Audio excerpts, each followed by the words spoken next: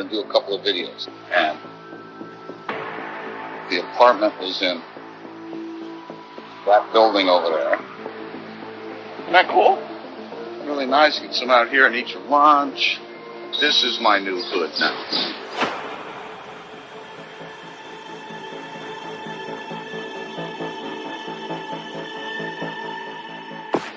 And you come in to the kitchen, and the kitchen is good sized kitchen. You got a bench here.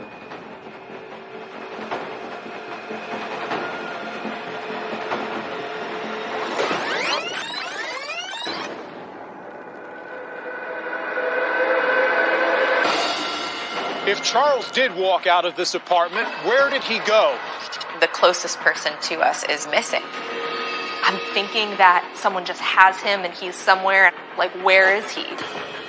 The first time that he ever went to Anna's apartment was the last time he was seen alive. I remember asking her, like, why are you not freaking out? There were some red flags that started to pop up. They were extremely concerned. They thought maybe something terrible happened. Charles Butler's final moments, that's not a good way to go.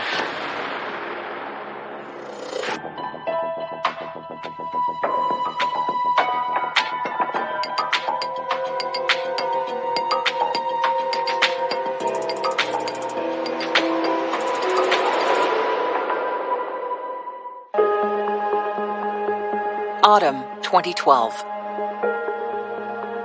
56-year-old Florida businessman Charles Butler has just moved back to his hometown, New York City. This is really nice. I love this city. He would always talk about how New York City is the greatest place on earth. I'm Molly Butler. I'm Chuck Butler's oldest daughter. Originally, my dad was from Queens. He lived there till early 20s. He said that he went to Florida to visit a friend and ended up meeting my mom. They fell in love pretty quickly, and they ended up getting married after a few years and having the three of us. After Molly, Charles and his wife Kim welcome Margie and Maxwell. As the family grows, Charles's career takes off. My dad was definitely a businessman. He owned a pizza shop, and he was actually the first pizza place in Central Florida to start delivery pizza. Then he started doing insurance. He opened up his own insurance company.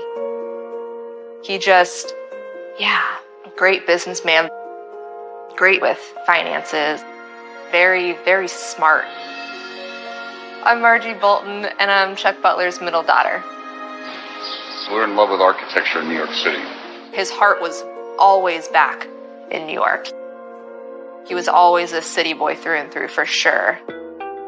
While Charles's business is growing, in 1997, his personal life is upended when he and his wife Kim decide to divorce. And then they just separated. Like, they literally got together to have us three kids. Like, they just weren't really meant to be together. We would visit my dad on Wednesday nights and every other weekend. He would always try to just make the time that we had the best that it could be. He always made everything fun.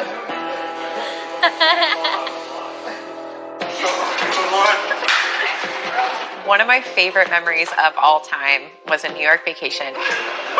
We were on the subway, and my dad starts singing, "Always Look on the Bright Side of Life." And he gets out onto the street. Ladies and gentlemen, I don't want you to feel sorry for me, even though I'm down and out. We were younger at the time. I remember my brother was really embarrassed. Like, "Dad, stop." My heart's bleeding. I'm Maxwell Butler. I am Charles Butler's son and the youngest of three. Oh my God. It would be so embarrassing for us, but looking back on it, it was just a good time. In 2012, Charles encourages his oldest daughter, Molly, to follow her career ambitions. My dad was all about living your dreams. Find out what you're passionate about and make that your business. So I knew that I wanted to be a New York City hairstylist. That was my dream since I was very, very young. Charles gives Molly a push by suggesting they become roommates. When I was 24, my dad and I found an apartment in New York City. Okay. I'm on 78. And the deal was, my dad would come up for 1 weekend out of every month. Well, he was there 3 weeks out of every month. Charles's part-time residence in New York coincides with another significant turning point. After he got divorced from my mom, he was never really open to the idea of marriage. But he said, I wanted to find my queen. So he started getting on a bunch of dating websites. He would always make dating websites in New York, even though he lived in Florida. In the spring, he connects with a woman from Brooklyn named Anna. My first impression of her was she's super cute. I could totally see why my dad was into her. He was just smitten by her. I had never seen my dad like that before. He was in puppy love. On September 15th, Charles comes to town for one of his regular visits with his daughter and new girlfriend. On his way up, he gets into his first class seat and he's taking selfies like, I worked hard and now I'm going to go play hard, and I happen to get the seat next to me is empty, so I get the whole row to myself. He was just so excited about it. He said, this is the way the whole trip is going to be, just blessings everywhere. Charles makes plans to spend Monday night with just Molly. We just had the best conversation about, wow, we're living in New York City and I'm a New York City hairstylist. And I was in a very, loving, healthy relationship, and he was in a loving, healthy relationship. We were just reflecting on all of it. I didn't know at the time it was going to be my last conversation with him, but looking back on it, it was literally the most perfect conversation we could have had. It was just awesome.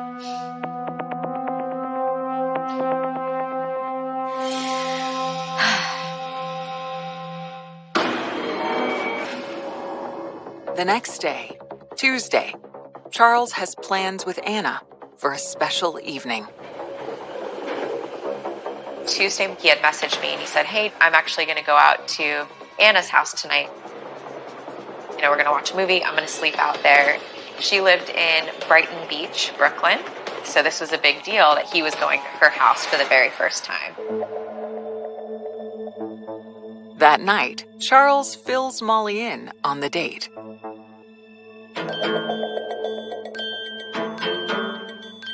So he was messaging me, oh, it's so sweet. I got a home-cooked meal for the first time in forever.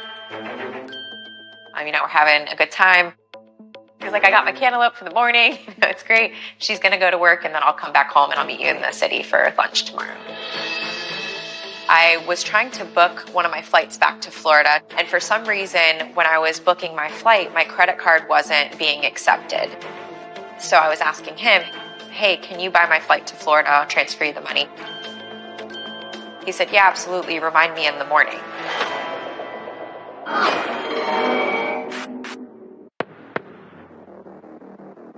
The next day, when Molly doesn't hear from him, she texts her dad about the tickets.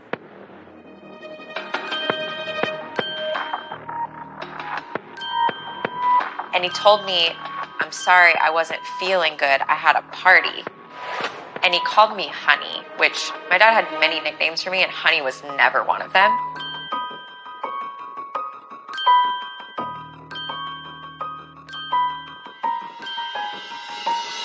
So it didn't really make sense. So I was just like, okay, please book it. When I left work that day, I went home and my dad wasn't home. And I was trying to call him over and over and over, and his phone was dead. I didn't have her number at this point. I didn't know how to get a hold of her, but I also knew that she was the last person that he was with. The next day, Molly's concern intensifies. I started getting calls from his employees at the insurance company down in Florida. And they were asking me, we haven't been able to get a hold of your dad. What's going on? By Friday night, 3 days since she's heard from her dad, Molly is desperate to make contact with Anna. I find a way to break into my dad's iPad and find Anna's email.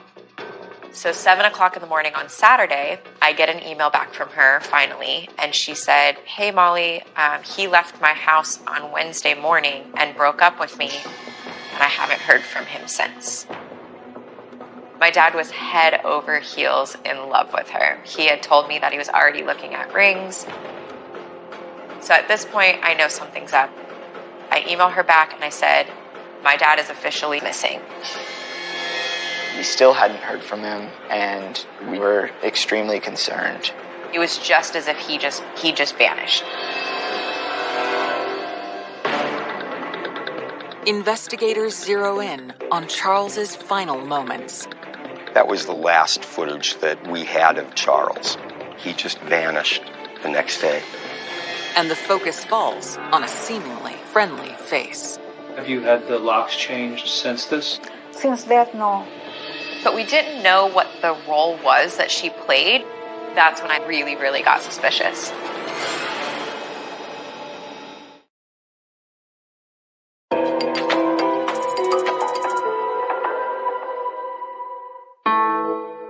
How does a man who is completely content with his life just go missing?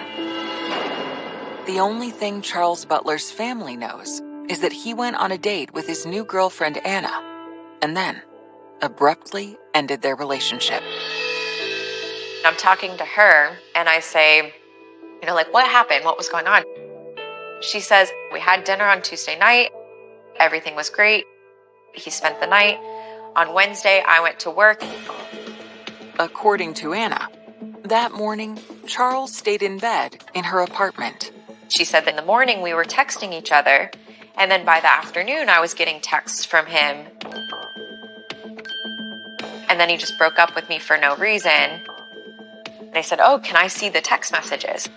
And she goes, "No, I deleted all of them already." And I was like, "Wait, what? Why did you delete the text?" And she said, "Well, because he broke up with me and I was heartbroken and I didn't want anything to remember him by, so I deleted all the texts." I remember asking her, "Why are you not freaking out?" It just felt like she was so disconnected from it, and it just felt weird. I could feel something was off, and I couldn't figure out what it was. And I said, "I'm going to call the cops.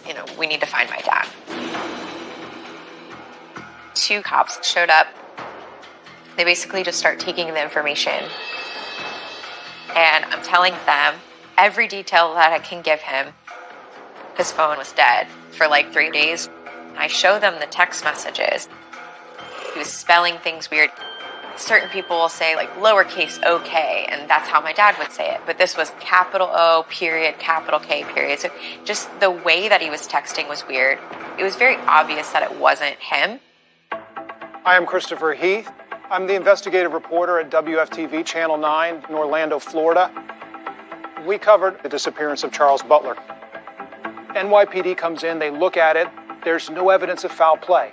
There's no tracks saying something suspicious is happening, apart from the fact that nobody's heard from him and the cell phone text messages are a little off-putting. New York City is a giant place, and NYPD have a lot on their plate. They say, we're not throwing up roadblocks and shutting down, the boroughs till we find him, because we just don't have enough here pointing us in that direction. They kind of were just a bunch of people in the city do this all the time. He's probably just hanging out at the beach, trying to just get away from his life. And I was trying to tell them, no, something is happening. This is not okay. This is out of character. One of them, I guess I had pulled on his heartstrings just enough. And he said, "Listen, I'm going to put out a report. They're not going to actively look for your dad, but I'm going to do what I can and figure something out for you. There's not much that we can do, but I'm going to do what I can do to help you." Despite the detective's assurances, Molly's concern is rising. And I started freaking out at this point. The closest person to us is missing, literally just vanished out of her life with no answers. He doesn't go off the radar. With his kids, He doesn't ignore us. He doesn't take a day or two, no matter how much he parties. When it comes to his kids, like, he's always just there. Something just didn't feel right. After a few days had passed, my sisters told me that, like, they still hadn't heard from him and that they were extremely concerned and that they thought maybe something terrible happened. Feeling like they have hit a dead end, the Butler children resolve to take matters into their own hands. We decided that we were going to have to go the route of a private investigator at this point. I'm Keith Freeman. I'm a private investigator. I had just come back to Florida from a trip to Central America. I was on my way home when I got the call. I literally turned my car around and booked a flight and went straight up to New York that night. 5 days have passed since anyone has heard from Charles. Freeman begins downloading with Molly. And I'm telling him all the details. He's like, wow, you did a lot of the legwork for me. Thank you. One of the first things that he had said to me, like, no more contact with Anna whatsoever. Freeman then digs into the police theory that Charles may have willfully disappeared. The first step is we check to determine whether Charles had booked a flight through his office, to check his billing records on his credit cards, and found nothing to corroborate the fact that he had made any additional travel plans. There was no activity anywhere whatsoever. We had all kept trying to call his phone. It was off. We couldn't get through. With no evidence to support that Charles left on his own accord, Freeman sets out to find him. The first step is to get as close to where Charles was in his last known location. I was planning to go straight to his girlfriend Anna's house, which is where he was last seen and where the children last believed he was. When our dad went missing, the last that we had heard was that he was with Anna, so suspicions definitely arose. The first time that he ever went back to her apartment was the last time he was seen alive.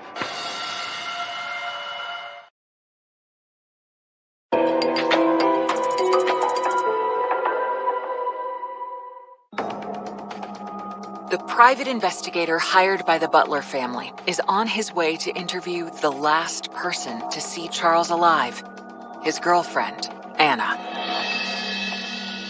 We went straight to Anna's apartment. We noticed a couple cameras that were located in the apartment building and on the exterior of the apartment building, but we didn't know who owned those cameras and whether they were operational. Anna appeared to be worried about what had happened to Charles, so she was more than happy to talk to us. She described the night that she spent with Charles as perfect. According to Anna, they were in love. So she was extremely concerned about what had happened to him and where he might have gone. No reason to think at that time that there was anything untoward. But while interacting with Anna, something catches Freeman's eye. When I entered the apartment, one of the first things I noticed in the hallway on a shelf was a man's watch. It didn't appear to be Charles Butler's watch. Keith is struck by how flashy the watch is, which doesn't seem to fit Charles's laid-back style. Keith kept me updated through the whole process, and he had asked her, and she said that it was her ex's watch. Anna's ex is a 46-year-old Russian immigrant named Mikhail Chernayev. I asked Anna about her ex-husband. They shared a child together, but they had been divorced for a long time, and Mikhail had been remarried, had another baby. Mikhail had 3 vehicles that he parked in the courtyard behind Anna's residence. So they still maintained enough of a relationship for him to be able to access the parking spaces and use them for his work and his personal cars. After visiting Anna, Freeman reaches out to the NYPD detectives that offered Molly help. They inform him that they, too, have visited Anna's building. They've discovered that the security cameras there were installed by a resident, and they are working to identify the owner and secure the footage. Keith kept kind of running into these things where he didn't have access to stuff, only the cops did. And since he wasn't a cop, he wasn't able to do some of the stuff. So we kind of had this like stop and go. Then Molly gets a call from a friend of her father's in Florida. She told me that a month before he went missing, Anna's ex-husband called my dad from Anna's phone and basically said, "She's my woman, stay away from her." It was just the one threatening call, and nobody really knew about it. Based upon the fact that Charles had received what he believed was a threatening phone call from Anna's ex-husband, I was definitely suspicious that Mikhail was involved in Chuck's disappearance. It's now 2 weeks since the Butlers have heard from their father, and the weight of the investigation is taking a toll. I've heard people describe anxiety attacks, but I had never suffered from one up until this point. And it would just take me out. Like I would get like tunnel vision, I would hyperventilate, I'd be on my knees like crying. It was just literally like survival mode. The way I coped was with alcohol, and I completely numbed out. And had I not met my now husband after my dad went missing, like I truly believe I would be dead today. Then, on October 4th, 16 days after Charles went missing, the NYPD gains access to the footage from Anna's building and share the material with Freeman. Does this footage contain clues about Charles Butler's final moments? There was video footage of Charles and Anna entering the front entrance of the apartment complex at about 7:30 on a Tuesday evening.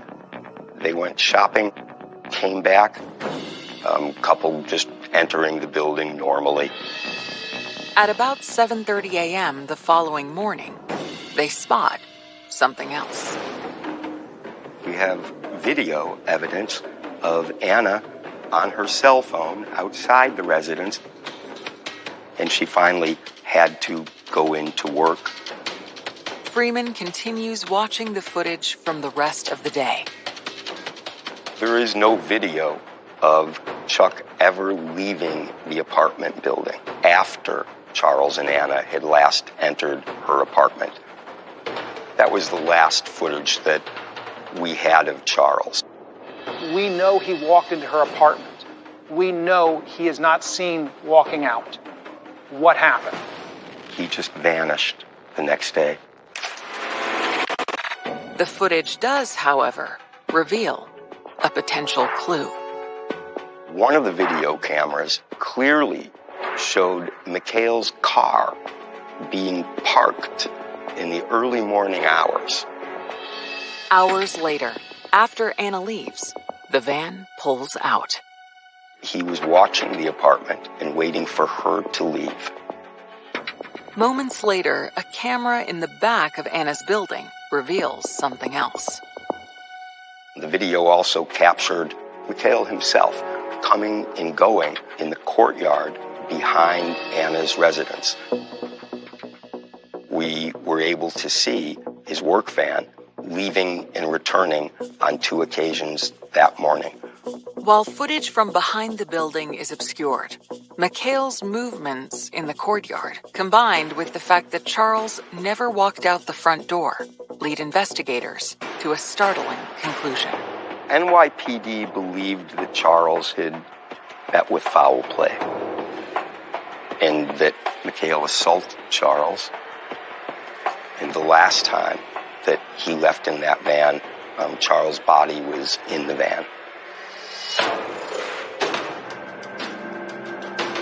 The NYPD was seeking search warrants on the vehicles specifically that were in the courtyard. But days later, disaster strikes. Once in a 100-year event swooped in. Superstorm Sandy struck. The storm submerges 250,000 vehicles, including Chernyav's. Sandy washed away a significant portion of any evidence that would have been necessary to connect McHale to Charles Butler's disappearance. It was devastating to the investigation.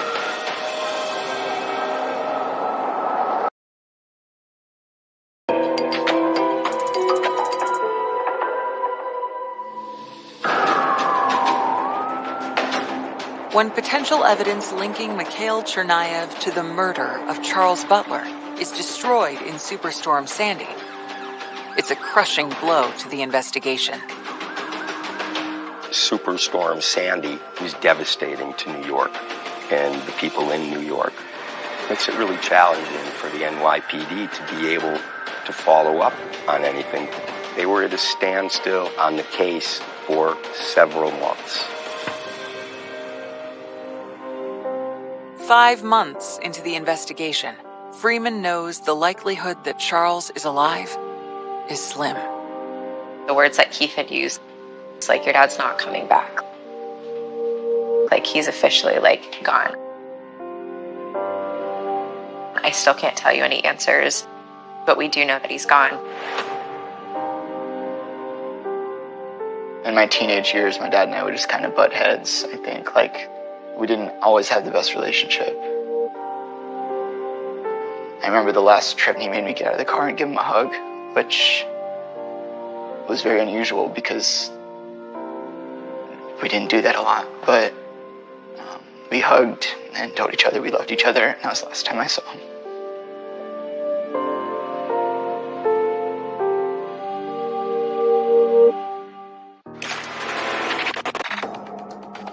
Mikhail Chernayev is still the NYPD's lead suspect, but there's no evidence to charge him with murder. NYPD cared about this case, but he was a missing person. They didn't have any evidence to really lead them to anything else. There's not the physical evidence. There's not a pool of blood somewhere. There's no body. In the face of a stalled investigation, Keith Freeman pitches an idea to the Butler children. We decided to talk to the media in hopes of gaining additional information about what had happened to Charles. The private investigator had gone, I think, as far as he could and asked if we'd be willing to take a look at this case. If Charles did walk out of this apartment, where did he go? He didn't have a car in New York City. He would have either had to take a taxi or public transportation. Where the trail for us goes cold is once he arrives at Anna's apartment. We needed to go see some of these places. We needed to try and get an interview with Anna since she was the last one to see him alive. She decides, yeah, she'd like to talk to us. Let's see if she'll shine some light on these last couple of hours. And we loved each other, and we wanted to spend our life together. Charles and Anna went to her apartment. The next morning, Anna says she gave Charles a key to the apartment and left for work. That would be the last time she or anyone else who knew Charles Butler would see him alive. I gave him the key. He closed upper lock. So it means that he left. Have you had the locks changed since this? Since that, no. Why not get your locks changed? But she hadn't. It hadn't even crossed her mind. Later on in the interview, I asked about when she got back, had he made the bed? And she couldn't remember. And just some of her reactions were, to me, there were some red flags that started to pop up. We knew Mikhail was a character within this larger story. When I asked about Mikhail, she seemed to dismiss the idea that Mikhail was somehow involved. She said, he's not behind this. As Christopher Heath is reporting his story, another news organization reveals surprising information about Anna and Mikhail. we found out that she basically started dating her ex again. That's when I really, really got suspicious. We didn't think that maybe she was involved in what happened, but she might have been involved in protecting Mikhail from getting caught. Christopher Heath's report airs in late February of 2013. The next day, we had a different response from the NYPD. We had the involvement of the state police. We had the involvement of senior detectives in Brooklyn and Manhattan. With intrigue swirling around Anna, the NYPD turns to a specialist. I'm Konstantin Papadopoulos, a detective with the New York City Police Department, assigned to investigate the Charles Butler missing persons case. We really wanted to know, was Anna involved in any way of Mr. Butler's disappearance, or if she had prior knowledge of it or any of that. We wanted Anna polygraphed.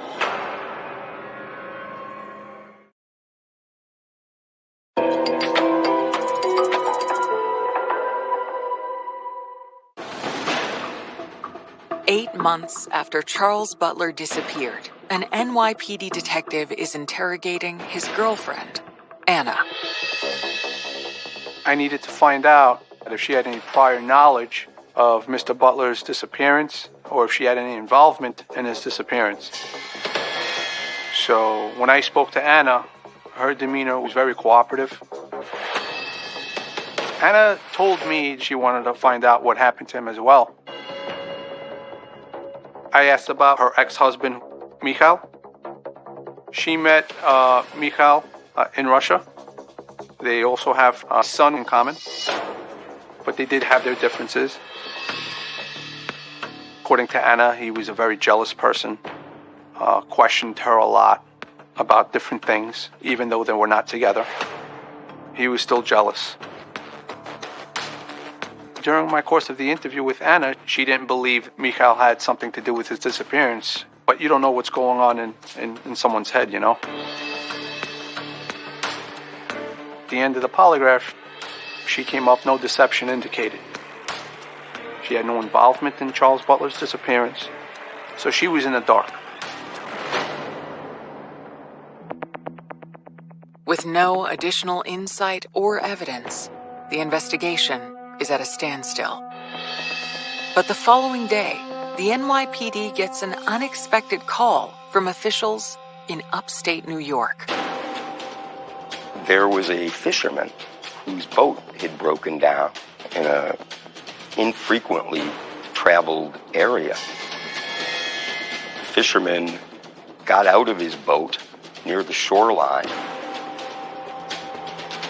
and stumbled upon a body.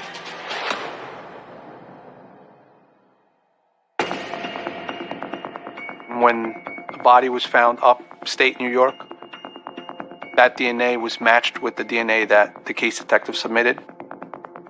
Then they could ultimately say, yes, this is Charles Butler that was found by the lost fisherman.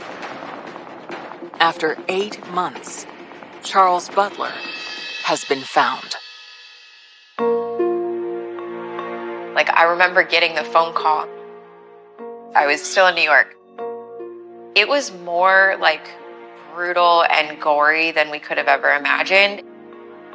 I had to not only take the information in for myself, but then immediately turn around and tell my brother and sister. I don't know. Looking back, it kind of feels like that was almost I don't know if the right word is relief. I remember it was a really heavy night of drinking for me, that's all I know. That really sucks.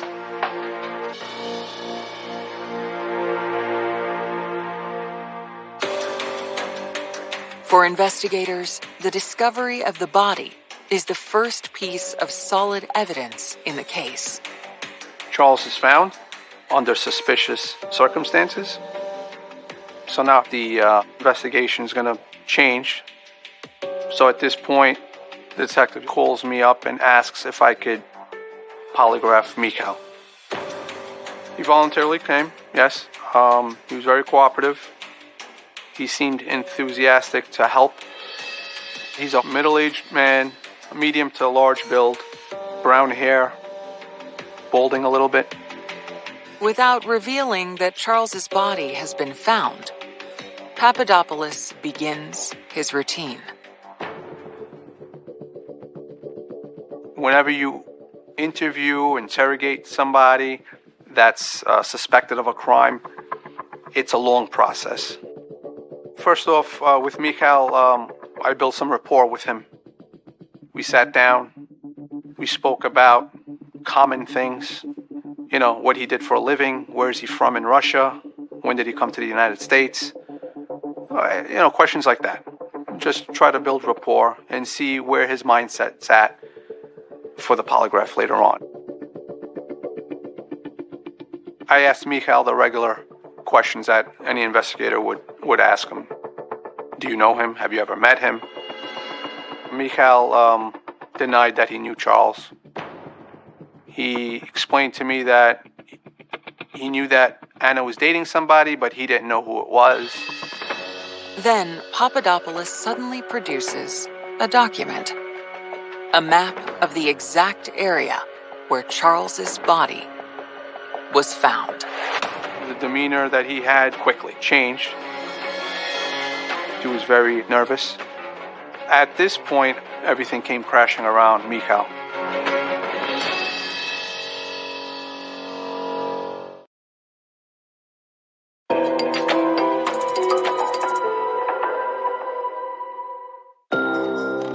When confronted with a map of the location where Charles Butler's body was discovered, lead suspect Mikhail Chernayev begins changing his story. I'm sure Mikhail thought in his mind that, okay, as long as they don't find Mr. Butler, I'm going to be okay. But Mr. Butler was found, and then everything came crashing around Mikhail. Before the polygraph begins, Mikhail begins speaking freely about Charles and Anna. Upon questioning by the NYPD, he confessed that he was in love with Anna, and he was jealous over anybody having a relationship with her, that in his mind, he went to the apartment to confront Charles about the relationship. Mikhail said he walked over to Anna's place. After he observed her leaving for work, approximately 7:30 a.m., he knew that Charles would be home. Knocked on the door. A confrontation ensued. According to Mikhail, he pushed his way into the apartment.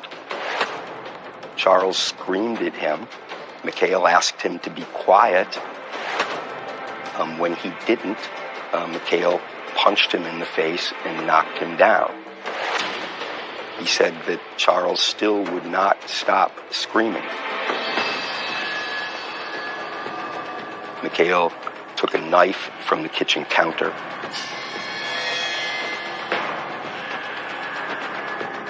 stabbed Charles, and suffocated him. Mikhail's explanation was that he was possessed by a demon.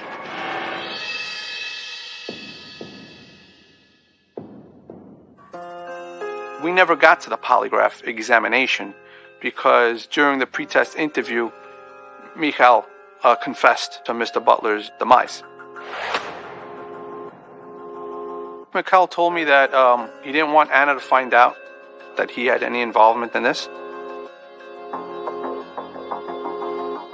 So he took Charles Butler's body to a location upstate where he used to go on vacation, a secluded area.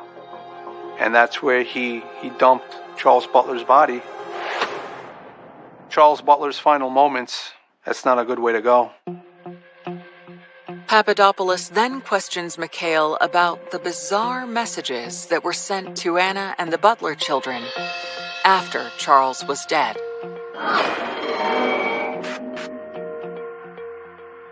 Charles Butler's cell phone had a lock feature on it. So I asked Michael, I go, how did you use Mr. Butler's cell phone? Because you were texting people. Michael clearly said it was easy. I just took the SIM card out and put it in my phone, and I was able to use the phone. So I asked him, well, why did you do this to Michael? And he said to trick everybody. Mikhail is arrested for the murder of Charles Butler. The following day, investigators go in search of additional evidence to bolster their case. The NYPD fluoroceled looking for blood samples, and were able to find a very small drop of blood in the kitchen that matched Charles Butler. Chernayev is indicted on charges of second-degree murder. Months later, he recants his confession, and the case moves to trial. And again, the woman at the center of the deadly love triangle becomes an object of curiosity. She got asked to testify for both sides. You could tell, like, she was in a really weird position. I watched her face when they showed his confession video, and it was the first time she ever heard it. Like, it dawned on her. It took a year and a half for her to even connect it in her own mind that he was the one that killed my dad. Like, he did it. And what he was telling her at the time was that he was in jail in place of her. He told her that they were trying to arrest her for killing my dad, and he's taking the blame for her. I feel like she was innocent in it. I feel like she was innocent almost to a fault, but that she was tricked by him too. On September 29th, 2016, almost 4 years from when Charles was killed, there is a verdict. A jury comes back and finds him guilty of murder. The judge handed down a sentence of 25 years to life.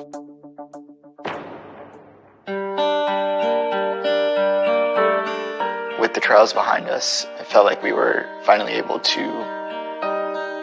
create our own closure, if you will. The grieving process is something I still struggle with. I'm grateful for the time that we did have together, because he raised me to be the man I am today. Monday night we had that really awesome conversation.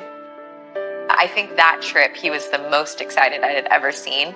And I think part of it was because, of course, he's coming back to the city that he loves. Saturday afternoon in the city, street festival. How do you like this neighborhood, huh? And he was going to see the woman that he fell in love with and get ready for a really epic weekend in New York. The last time that he had texted me, I was supposed to go get air in my tires. He had texted me, like, make sure you get air in your tires. My dad was my best friend, and any question that I ever asked was never off the table. What you couldn't see in yourself, like my dad could see it in you. He was our best friend. Like, he was my closest friend. The bond was there.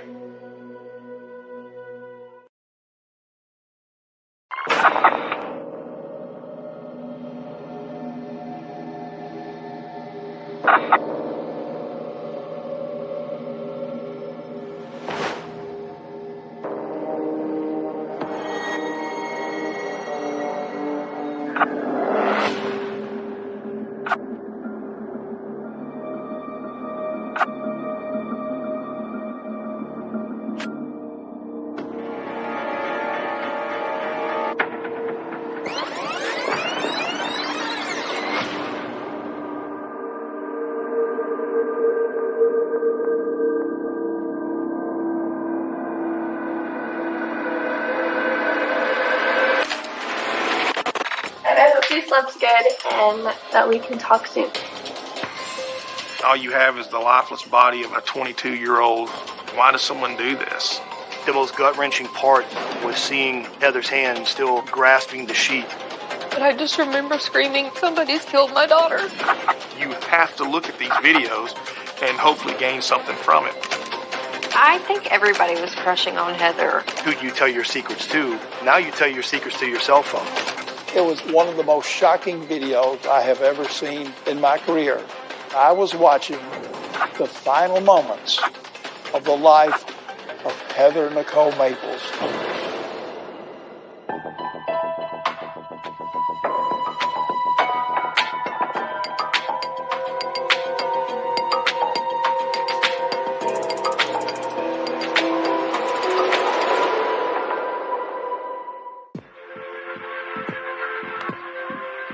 22-year-old aspiring college student Heather Maples is preparing to leave her hometown in Texas to pursue her dreams in Tennessee. She loved the idea of moving to Tennessee. She just wanted to start over and do something different. My name is Jenna Holt Gomez, and Heather will always be my best friend. She knew what words to say to make you feel better. Literally 5 minutes talking with Heather and you would forget that you're even sad about anything. And Heather was really good at helping people. And I am really sorry that I didn't send you anything yesterday. And I hope you slept good and that we can talk soon. Heather Nicole Maples is born August 23, 1992, in Ocala, Florida, on the eve of a record storm. My name is Jennifer Hunter, and I am Heather Maples' mother. Hurricane Andrew was just hours away, but I had a baby during a hurricane, basically. So she was known as my hurricane baby. I met Heather at my elementary school in Dallas, Texas. I was actually a really shy, quiet, introverted girl. I was afraid to speak to people. Heather just completely brought me out of my shell. We both tried out for cheerleading. We were so excited and so scared, but Heather wasn't afraid of anything, and we made it. In 2004, when Heather is in the 7th grade, her mom gives birth to a second child, Ryan. When he's diagnosed with a developmental disorder, Heather's focus turns to her family.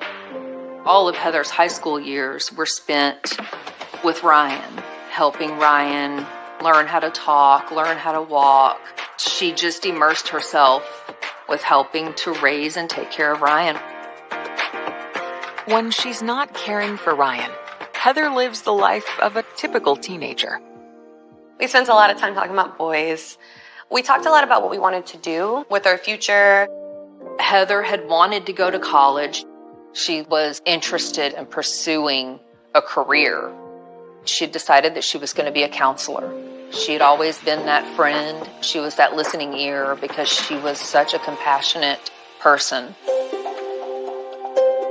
After graduating from high school, a friend of Heather's named Chaz unexpectedly calls and suggests she join him in Tennessee. He told her that he was in Murfreesboro and that it was a great little town. It was also a college town, and that would give her a better opportunity to be able to go to school in a local place.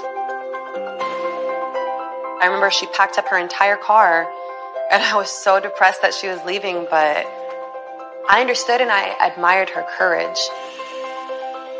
In January 2015, Heather arrives in Murfreesboro, moves in with Chaz, and embarks on a new adventure. It was a friend situation when she went, but I think it turned quickly into a boyfriend situation. When Heather first moved in with Chaz, everything was okay. And so this was just a fresh start for her. My name is Kelsey Price, and I was Heather's best friend in the state of Tennessee. My first impression of Heather was, wow. I mean, I was in awe. She just gave off this vibe, this light about her.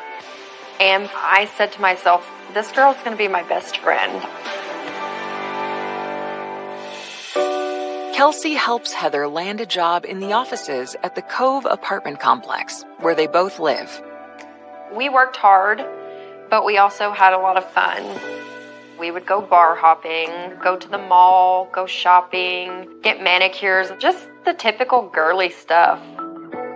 While Heather is thriving with work and friends, in April, her relationship with Chaz begins to crumble.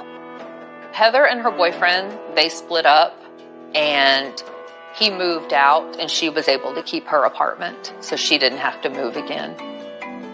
And in early August, she phones her mother with exciting news.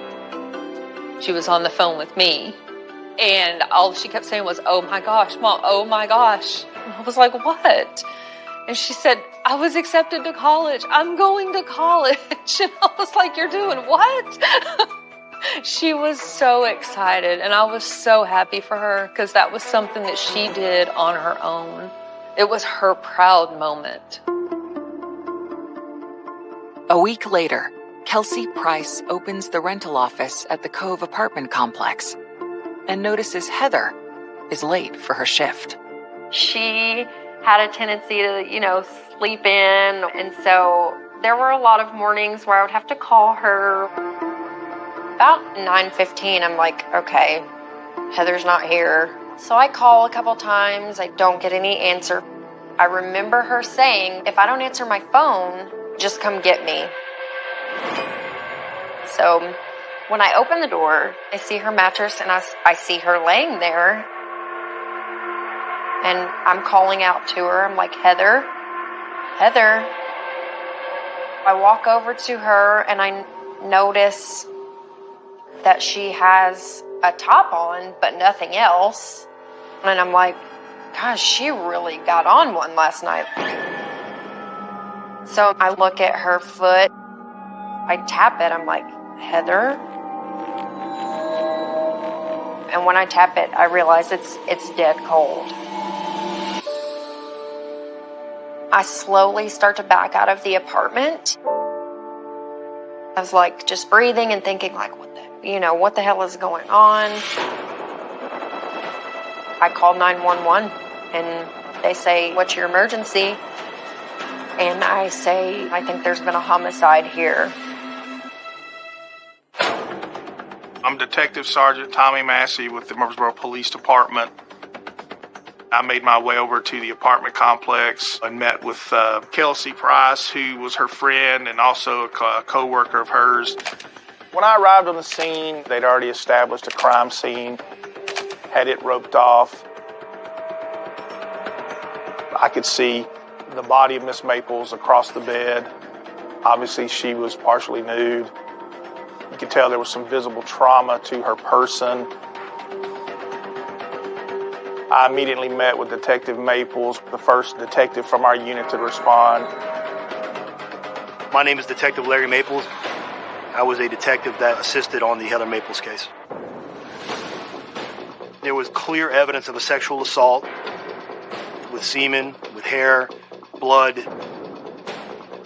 Her hair was fairly blood-soaked. We were able to note that there was some cast-off blood on the wall behind the mattress. Obviously, she had been struck on the bed, and then whatever object was used to strike her had, delivered blood to the wall. The most gut-wrenching part was seeing Heather's hand still grasping the sheet, where you could tell that she died, and that she died a pretty horrific death. Why does someone do this? As the lead investigator, it's very imperative to gain as much information as quickly as you can, because at that time we know nothing. All we have is the lifeless body of a 22-year-old girl. Detectives search for clues in Heather's final moments. With a crime of this nature, it was very conceivable that this was going to be a little more on Heather's private life. Friends become suspects. There was no forced entry to the door, so it didn't appear to be a random act. And a window opens to a horrifying world. It was one of the most shocking videos I have ever seen in my career.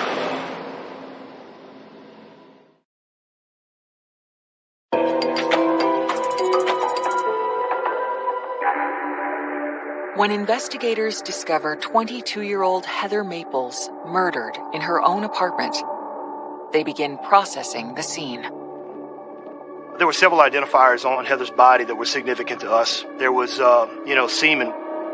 There was a presence of hair we believe was not Heather's hair. As forensics begins processing evidence for DNA testing, investigators make another discovery. To the right of Miss Maples, there was a bloody fingerprint at the top of the bed that was pristine. You could not have taken ink and rolled that fingerprint and had a better print. There was nothing consistent with that fingerprint to lead us to believe that it was Heather's, nor was there any conceivable way that her hands would have been placed there. Investigators process the print to compare to potential suspects and to submit to a national fingerprint database. And soon, they make another discovery. We were able to recover Miss Maples' cell phone at the scene. Without a passcode, however, they can't open the device. As they set out to gain access to the phone, they observe something else. We also noted that the windows were closed or locked, so the only way in was through that one front door. So no one forced their way inside, so it didn't appear to be a random act at that point. Heather's body is transferred to the coroner's office for further examination.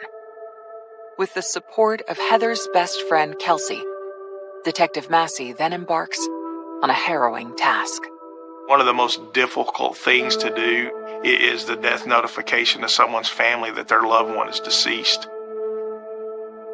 I wanted to be the one to tell her. I wanted it to be from somebody who loved Heather and cared about her. Well, I called and I just said, Jennifer, are you sitting down? I remember her just telling me that Heather's gone.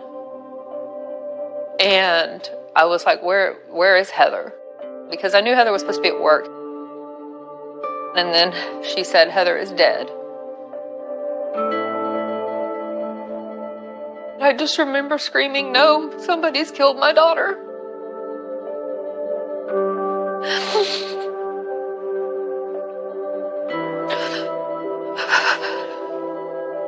But it wasn't real. It didn't seem real.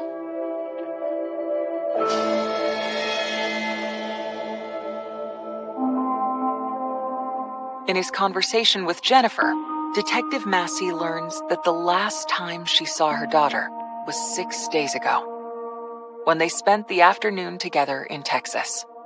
She just called about a week or two before and said, hey, I've got tickets. I'm coming home for this weekend. It was great to see her.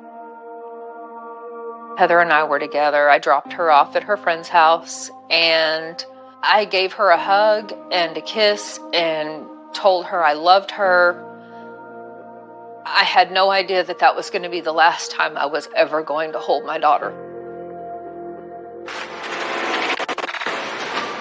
Back at the crime scene, Massey speaks to Kelsey about Heather's living situation and discovers that her relationship with her ex-boyfriend Chaz has been tumultuous. There had been allegations of abuse. I would hear her telling me about how he's got anger issues and he was abusing her. It was a pretty scary thing because she called me. She was really upset and she didn't know what to do.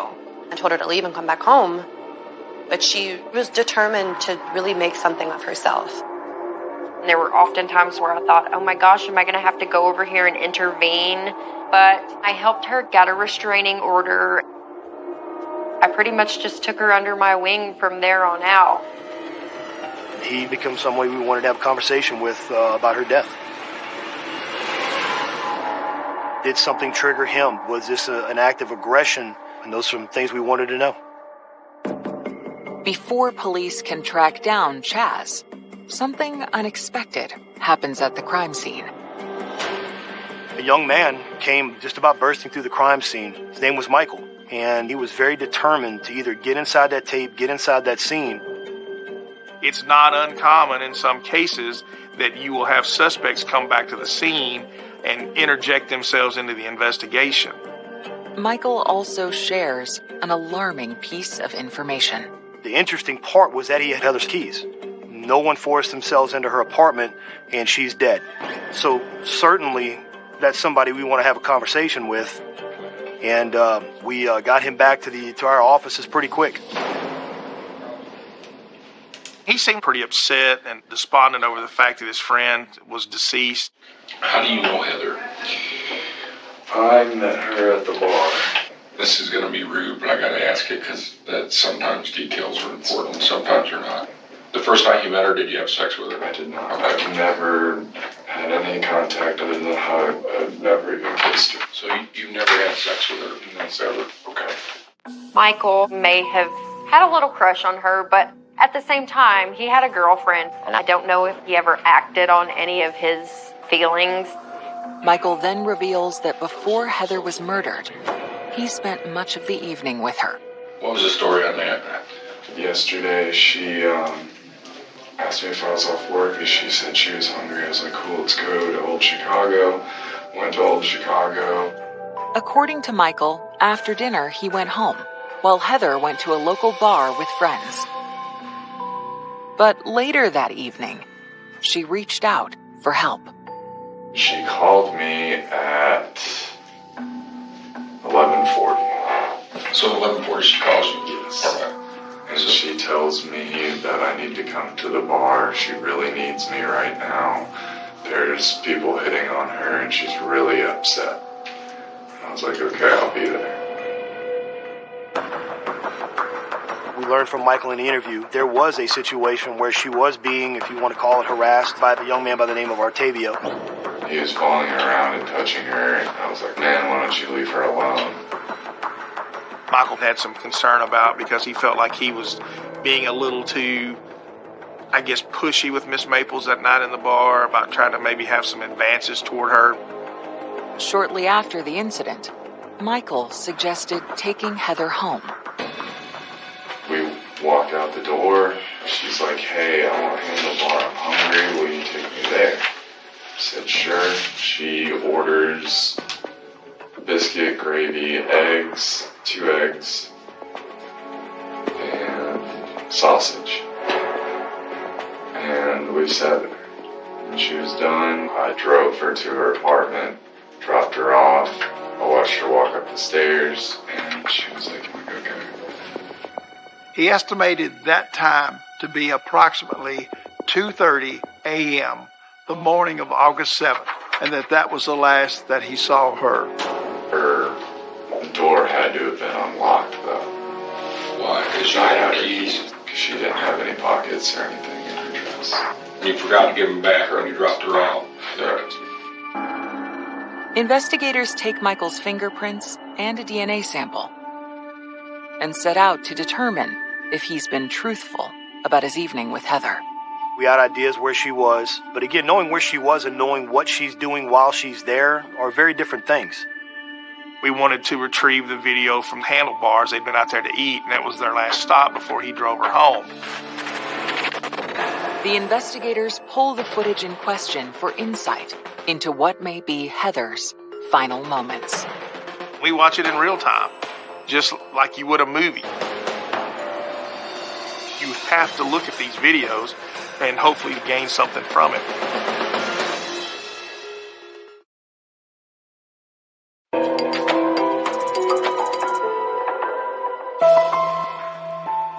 Investigators are reviewing security footage of Heather Maples and her friend Michael from the early morning hours of the night she was murdered.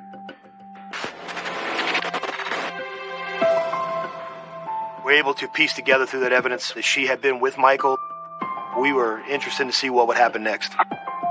While Michael seems comfortable showing Heather affection, the pair's time at the diner seems to match his account to police. But what happens after they leave remains a mystery. Because Michael was the last person that we knew of to see Heather Nicole Maples live, he was someone that the police were very interested in. After reviewing the footage, investigators turn to the medical examiner's report for additional clues. They had ruled that the death was a homicide,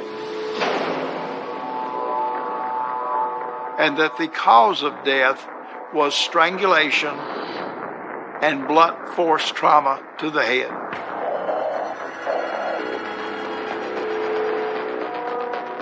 the rape kit provided them with a DNA sample. That DNA sample was forwarded to the Tennessee Bureau of Investigation Crime Laboratory for analysis. When we did get the return of the fingerprint and we got the return of the DNA, Michael was determined not to be a match to any of the identifiers that were at the scene. With Michael cleared as a suspect, detectives begin looking into the man he described from the bar that night, Artavio. But then they uncover new information about Heather's ex-boyfriend, Chaz, who she filed a restraining order against a few months back. We learned that he had moved, but that he was actually back in town the night of her murder, which piqued our interest even more. We just went in and conducted the interview. While he acknowledges his relationship with Heather was rocky, Chaz denies having anything to do with her murder. He said he hadn't been to her apartment in months. He gave us key details of where he'd been throughout the night. We were able to verify the alibi he provided us, and the time frame just didn't really fit what it would have required to have committed the crime. At the end of the interview, we asked him to consent to DNA. He agreed to do that. With that interview, we were able to determine that he was not there, that they really had not had any contact, and was later cleared when the DNA came back. Later that day, with two potential suspects quickly cleared, investigators turned back to Heather's best friend, Kelsey. I felt like a suspect because I was the one who found her. And you describe her as your best friend, right? Correct. What was Heather's lifestyle? Was she a big drinker? She liked to smoke a joint? She take pills? Was she promiscuous? She liked to drink. They wanted to get as much information about her and her life as they could. They wanted to know about sex lives, everything. According to Kelsey, after splitting up with Chaz, Heather's social world expanded. She immediately was so happy, so free. She could really spread her wings and fly at this point. She was just very charismatic. I think everybody was crushing on Heather. Literally. She was like a boy magnet. She had men around her all the time, staring and wanting. Kelsey begins listing off anyone of note that Heather has been talking to over the last few weeks. I told them about Brandon. She just met him and his roommate one night, not too long before that. She introduced me to them, and that was the only time I had ever met them, and I never thought about it again, really. Through the interview process, we knew we had a Brandon that she was hanging out with, but with a question mark, because no one even really knew who he was. He stayed on our radar. I'm in Texas, and I don't know any of these people. So we're kind of stunned. Did Heather make friends with somebody who would kill her? We had no idea. Investigators then turned their questioning to the night of Heather's murder. Okay, so during last night, which is Thursday night, do you text her, hear from her, talk to her or anything? She Snapchatted me. I woke up and got a drink of water or something, and I saw that she had sent me a Snapchat. And the Snapchat was a picture of her and Artavio at the bar. They both look, like they've been having fun. And so I went back to bed. That was the last thing that I ever received from Heather. Yeah, that was it. One of the concerns to us was the Artavio gentleman, because he had been with her that night. There had been a photograph of that. What can you tell me about him? I don't know a whole lot about him. He seems like a very nice guy. He's funny. You got any idea why she would send you a picture of her and Octavio, why that's a big deal? I think she thinks they're pretty good friends. Okay. It's conceivable that her suspect could likely be in her phone. Who do you tell your secrets to? Now you tell your secrets to your cell phone. Having not yet gained access to Heather's device, detectives turned to Kelsey for help. The detectives said, we've tried everybody. We've tried Heather's mom to get her passcode. Do you know it? And I said, yeah, actually, I do. I was the only person who knew it. So they were elated. When we went through Heather's phone, we were able to start piecing together a timeline of her last few minutes. Around the same time Michael claims he dropped her off, Heather sent a message to a name that investigators recognize. She did have a text message in the late morning hours that she had reached out to that gentleman, Octavio, asking him to come over to the apartment. Did he drive over and kill her?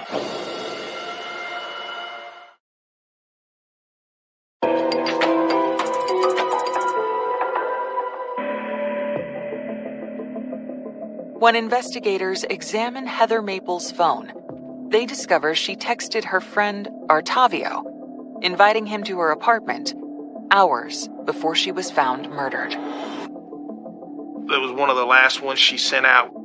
At least we know she was alive at this time because she reached out to him. That he could have been the last person with her. We wanted to talk to him in case he was involved. Octavio did know Heather. I don't know the depth of that relationship. We knew that he had been with Heather throughout the night. Okay, all right. What did you do yesterday afternoon? I went and hung out with Heather. We drank some tequila, and then we went to gyms for a while. Okay, and who is Heather? A friend of mine. We pulled him in to interview him. We realized that he didn't know that she had died. And so we used it to our advantage to see if is it going to change his answers to the questions. I'll show you a picture, okay? Do you have any idea when that would have been taken? It was a little bit before we left to go to gyms. Who took that picture? She took it. Do you know if it was posted or sent to anybody? It was on Snapchat. Massey then asks about Heather's late-night text. If Heather says that you came back over after she got home, would we believe that not to be true? Yeah, I didn't show back up over there. Heather texted me at like 2:30 or something. Can I see the text? Yeah, but I was already asleep. I saw it this morning. Sometimes a lie is just as good as the truth. If you provide me with certain names of people you were with or locations you were at, and we can't verify that, then why would you be dishonest or untruthful in a case like this? People saw you go in the apartment. Phone records put you at the apartment. You were with her yesterday. Your picture was with her, okay? Because here's what I'm going to tell you at this point, Tate. I believe she texted you to come back over there. You went over there, and then something happened. No. And not only was this girl raped, she's dead. What? No way. Yes way, okay? And here's what I'm going to tell you. There's DNA all over that girl. It's going to come back, I believe, to one Mr. Tate. Well, come back to me. Once the interview had concluded, we asked him if he would submit to a DNA test. He provided buccal swabs that we collected.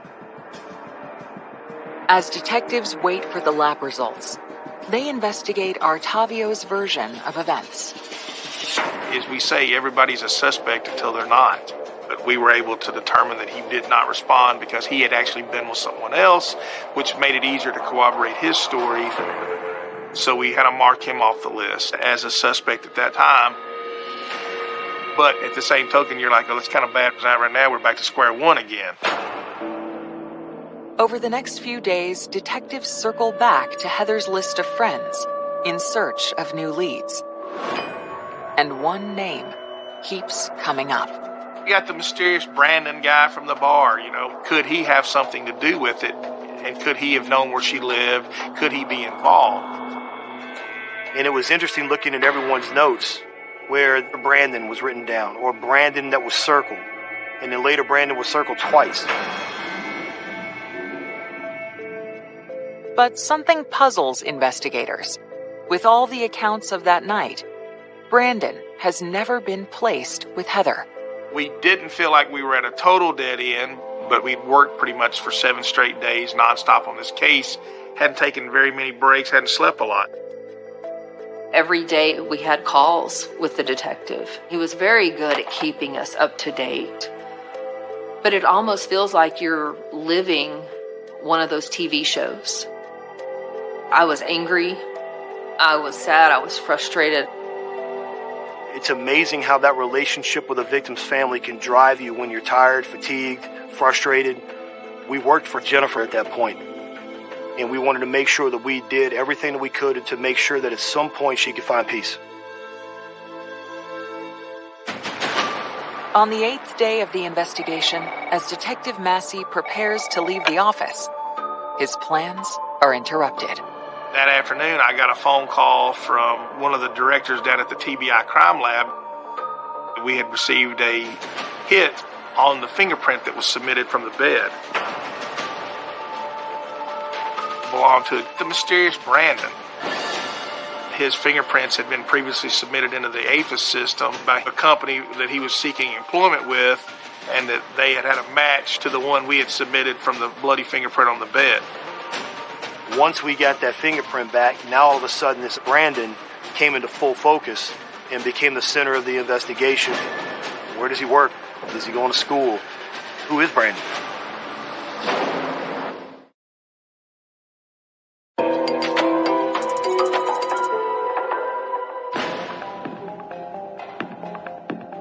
Eight days after finding Heather Maples' body, police discover that a man named Brandon Bowling left a critical clue on Heather's bed. So at that point, we knew we were on to at least somebody that was there. So we spent that afternoon researching who is Brandon Bowling, where does Brandon Bowling live, how do we find Brandon Bowling. We were able to ascertain that he was employed as a driver at one of the local food establishments. He was actually working that night. I met him in the parking lot, told him we were working on a homicide of Miss Heather Maples. We asked him if he'd be willing to come to the police department and talk to us. What was his name? 14th. How do you know Heather? We met at Jim's. Do you know when that was?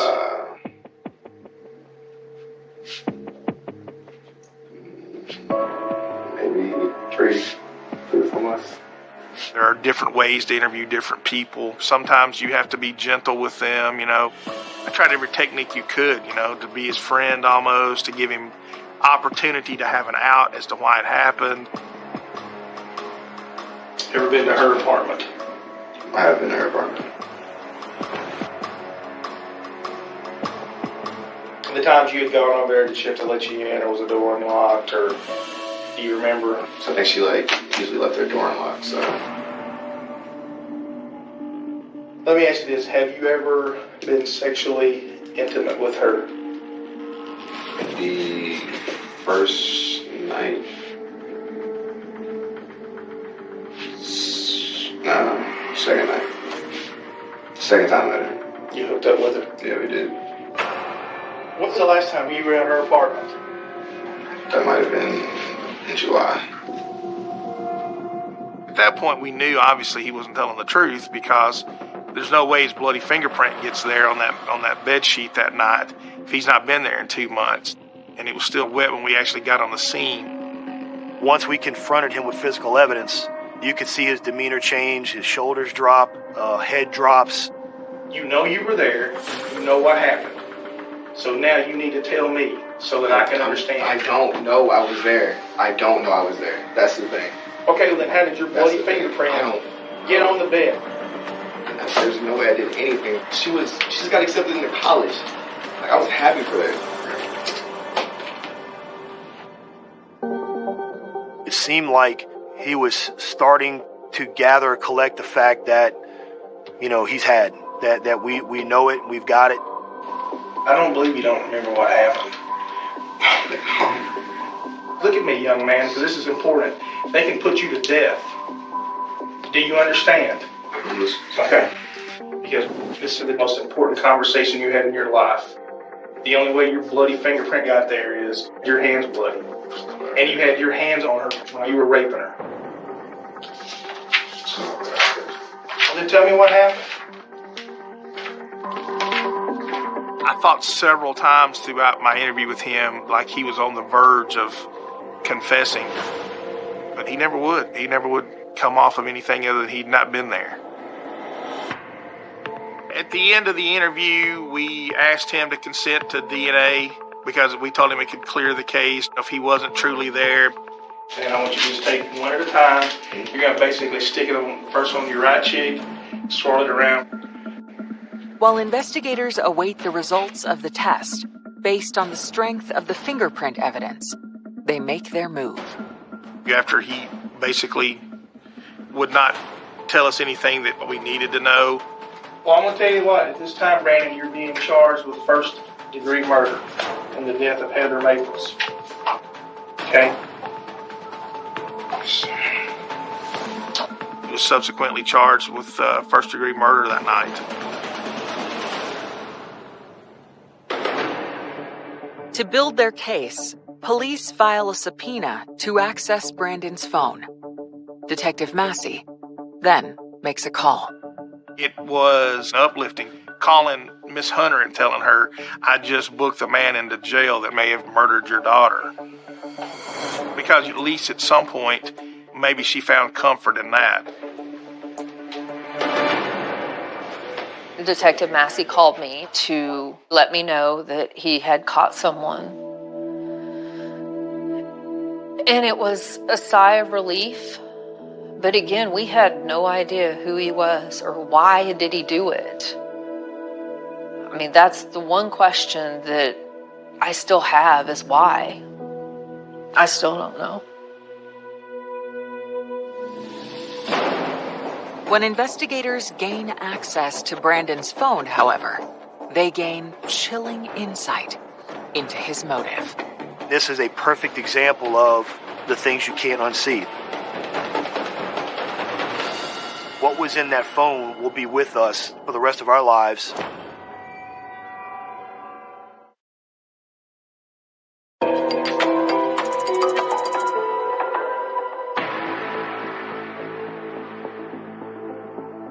As investigators scan through the phone of their chief suspect, Brandon Bowling, they make a horrifying discovery.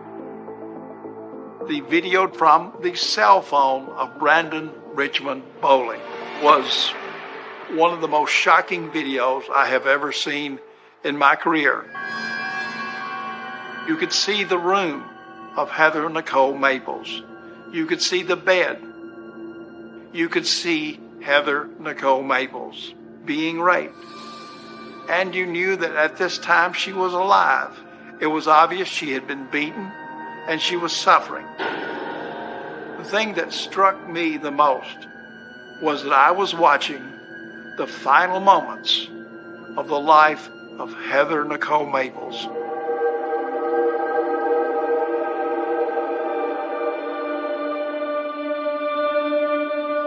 As parents, you want to know what happened to your child. So you have to ask the question, how did she die?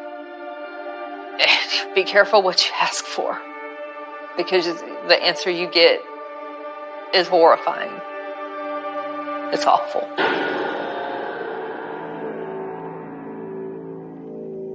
And I think about how lucky we were to get a bloody fingerprint on a bed. Had we not got the fingerprint back, I don't know. Maybe we would have caught him. Maybe we wouldn't have. I don't know.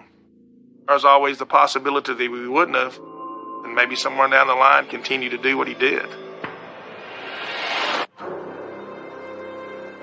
In February 2018, Brandon Bowling pleads guilty to the murder and rape of Heather Maples. He is sentenced to 40 years in prison without the possibility of parole. The day that the plea deal was signed, I read a victim impact statement. I viewed that statement as the last time that I would be able to speak for my child and what her loss meant to us. I forgive Brandon Bolden for killing my daughter. From that day forward, I learned, don't worry about anything and pray about everything. It in no way meant that I forgot what he had done. I'm supposed to forgive, and so that's what I did. I tell you, there was hardly a dry in that courtroom. Once the hearing was over, we went out into the hallway, and his mother walked over to me. She was heartbroken. I was heartbroken, and I just gave her a hug. And we both lost our kids that day. I wanted her to know that I understood her pain. Years later, Jennifer remembers her daughter's last trip back to Texas and her final moments. So it was great to see her, that her accomplishments that she had been working on were coming to fruition. She was happy. You know, I can look through videos and I can look through pictures and she's smiling. You know, there was always a light there for her, for me. She was an amazing person, a contagiously, beautifully incredible person. Our last time together was at the office at work the night that she went out. We got off at about 5. We walked home together. And that walk home was the last walk home I ever got with her. She's definitely forever in my heart and in my mind all day, all the time. I can never forget her. She's literally one of the best friends that I've ever had. If you love somebody, you gotta hold them tight because you never know when your last day with them is.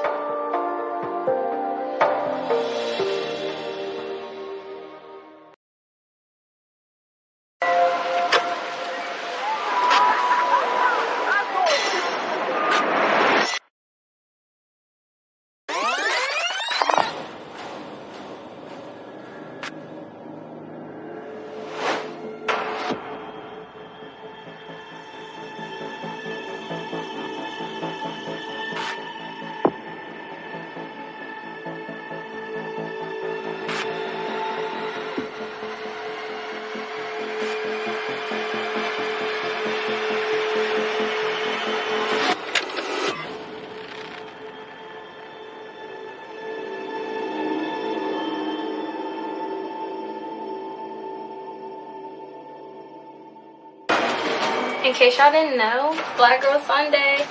Celebrate your girl. Or not. It's whatever. We hear about a lot of missing children, but there was something really different about Alexis. She was this social media star. That was one of the alarming things. Does she have a stalker? Somebody following her? One of the videos captures Alexis Murphy's vehicle pulling in. You can't really tell who's driving. It was definitely unlikely that Alexis drove her car to some random movie theater in Charlottesville. It was still a lot of questions going through my head. What happened? Where is she? Alexis has virtually disappeared off the face of the earth. It's just full throttle forward.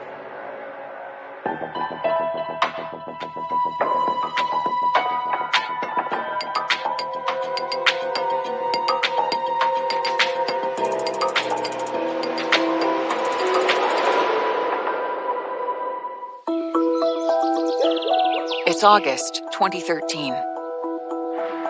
In the rural enclave of Shipman, Virginia. Go! 17-year-old Alexis Murphy is preparing for senior year at Nelson County High School. She definitely was a person that could brighten your day on your worst day. My name is Trina Harmon Murphy, and Alexis is my great niece. She was just an incredibly humble, genuine person. She was the total package. I'm Jasmine Murphy, and I'm Alexis' cousin. She was looking forward to her senior year, playing volleyball. I did assistant coaching with her for 2 years. Seeing her play and playing against her at the open gyms, she had definitely developed and grown as a player. Hey, where my Pacers fans at? Oh, I was serious. None at all. She was definitely attached to her cell phone for sure.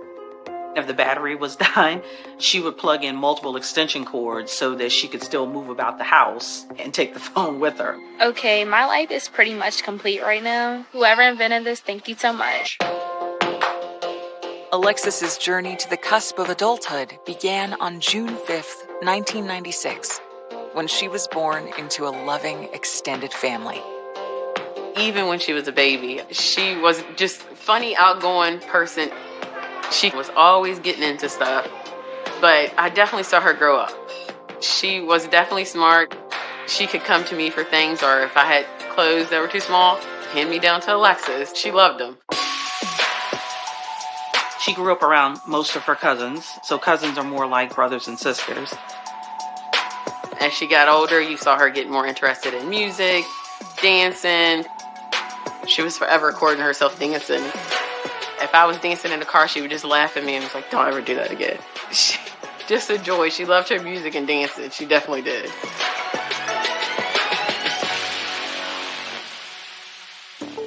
Alexis and her friends spend their free time at a local destination, Liberty Gas Station. The gas station that has the McDonald's connected to it was definitely like the teenage hangout spot. Alexis went to that gas station every single day.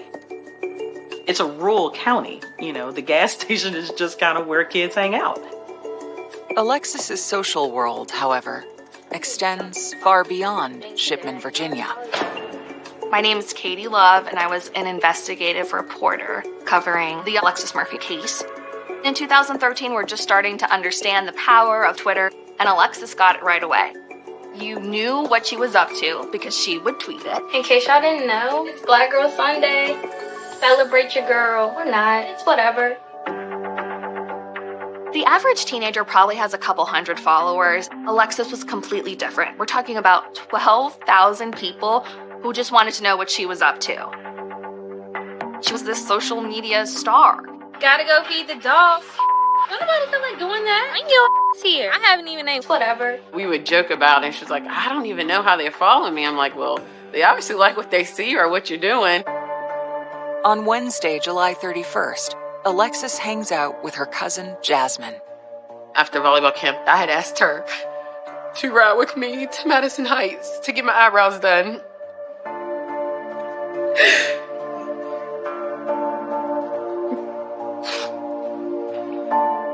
And I remember we had went to the Chinese place to get dinner. And I took her to McDonald's to get a frappe. I believe we had texted that Friday, just randomly, because we always do, but I hadn't talked to her at all that Saturday. Little did she know, that was the last time that Jasmine would ever see Alexis. Later that weekend, in the early morning hours of Sunday, August 4th, Alexis's family notices something peculiar. Alexis's grandma realizes that she's missed her 11 p.m. curfew, which is really strange. Alexis never missed curfew, was always in the house on time, and they have no idea where she is. That day, she left the house in her dad's car, the white Nissan, and the car is nowhere to be found.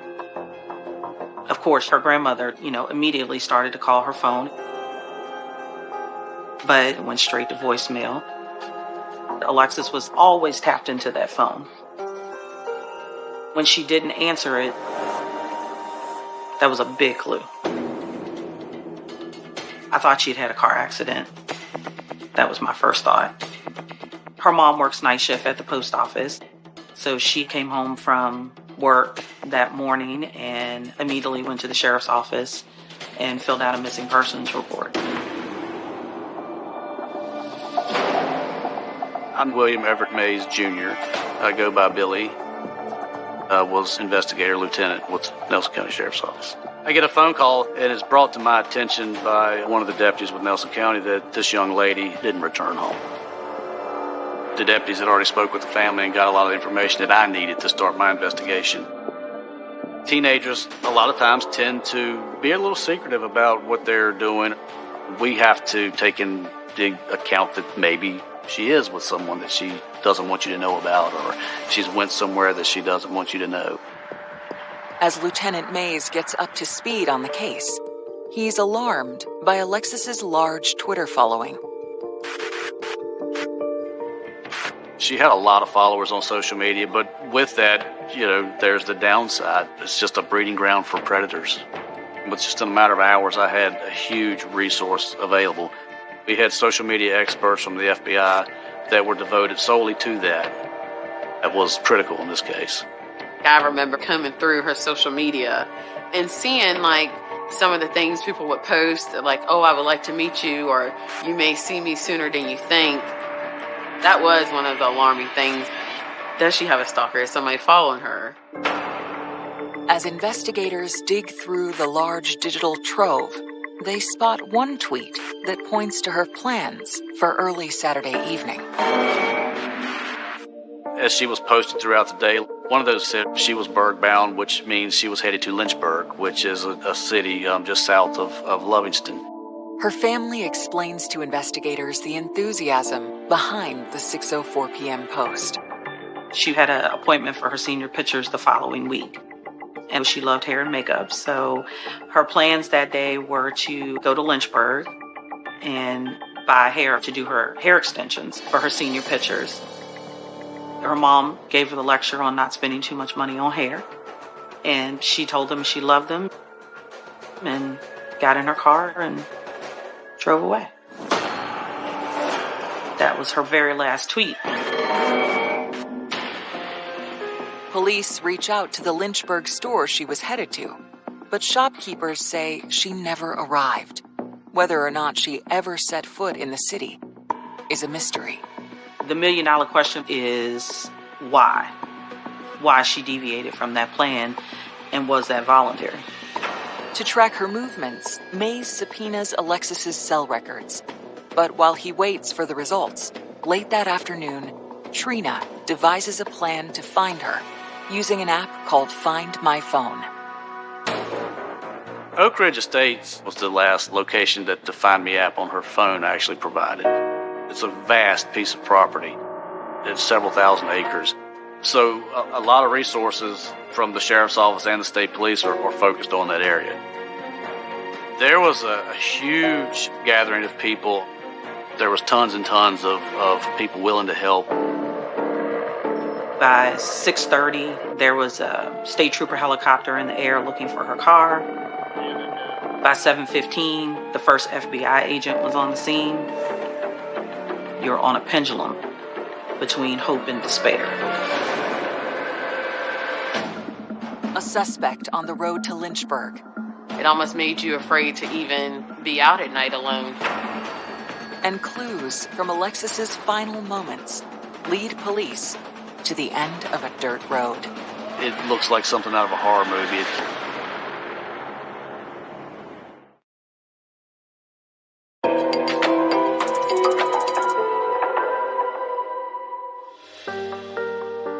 In late July, days before Alexis disappeared, her aunt dropped by her home. It was just a typical visit, and she was just her happy-go-lucky self, you know. We said our goodbyes as always. Love you, see you later, and that was it. I mean, the normal moments are the ones that are really important, Lord knows I wish I had known that was the last time I was going to see her. Just hours after Alexis is reported missing, an app called Find My Phone leads police to a 4,800-acre estate called Oak Ridge. They're searching areas thinking perhaps there was a vehicle accident, that she had ran off the road. We also had contacted the state police for their helicopters to come in and fly the area. So a lot of the attention was focused in that area. After hours of searching, investigators begin to question the accuracy of the phone tracking app. Law enforcement find nothing, so it kind of leads them back to square one. That was like this alarm of what is going on. Perhaps she's establishing a little bit more independence and she wants a little more privacy, as most teenagers do. But her family was very adamant that that was not the case. This probably is bigger than what we think. With Alexis's phone records still pending, authorities widen their search radius and call in more help, as Mays takes a darker view of the situation. It's becoming more evident to me that this is probably not a defiant juvenile and this is probably not an accident. So time is of the essence, it's critical. And I was basically the one overseeing all this. We reach out to the Virginia State Police for their special agents, and we probably had close to 50, 60 special agents from the FBI there, which was incredible. I definitely saw that this was something serious now, more serious than we had thought before. As the investigation intensifies, the Murphy family's plight explodes into the spotlight. In the newsroom, we hear about a lot of missing children, but there was something really different about Alexis and how strange it was for this girl to suddenly have no trace. Family members say 17-year-old Alexis Murphy is a good girl, star volleyball player at Nelson County High School, a devoted daughter who always answers her phone and text. She became everybody's daughter, everybody's niece, everybody's granddaughter. But Laura Murphy has been unable to contact her daughter since August 3rd. Somebody knows something. If it's the littlest thing that they may not think is important, it is. It allowed people to connect with her family. It was amazing to see how many people organized search parties after search parties looking for Alexis. My name is Mark Eggeman. I work for the Virginia Department of Emergency Management as a search and rescue coordinator. Watching this story develop and grow in the news until we get that call from state police. And then that's when we become involved and it becomes an active mission for us. You have a tremendous amount of woods and country to have to search on foot. The whole community has mobilized at this point. This was very out of the norm for Nelson County. It's unclear at this point if investigators have found anything of use for them as they continue to search for Alexis Murphy. In the midst of this publicity, law enforcement scrutinizes the road Alexis would have taken to Lynchburg. In recent years, it has been the site of a rash of mysterious crimes. Last count, I believe it's 32 young women and men that are missing on some portion of the 29 corridor. There's something going on for sure on the 29 corridor that needs attention. Locals attribute this violence to a single anonymous culprit. When I first started working for Nelson County Sheriff's Office, I had heard about the 29 stalker. There were some young ladies that had been abducted along Route 29 from, say, Albemarle all the way up to Barbersville. You start to wonder if this is something that is connected. Yeah, it was a scare. It almost made you afraid to even be out at night alone. It was definitely one of those things you kind of opened your eyes even more. But soon, on Monday, August 5th, 2 days after she vanished, Mays receives some crucial documents. Alexis's cell phone records. We started looking at the cell phone information and the cell phone records, and were able to determine that Oak Ridge that we didn't need to be there. The phone was pinging somewhere else. One of those hits indicated she was in the Liberty gas station. That's where the focus went at that point. We were able to go and pull that video surveillance of Alexis being there. Could this footage be the key to finding Alexis? She was there, and she was there alone. So we were trying to connect all those dots and put those pieces of the puzzle together. That's the last known ping on her cell phone. We knew that this was probably the last known place that she was when she went missing.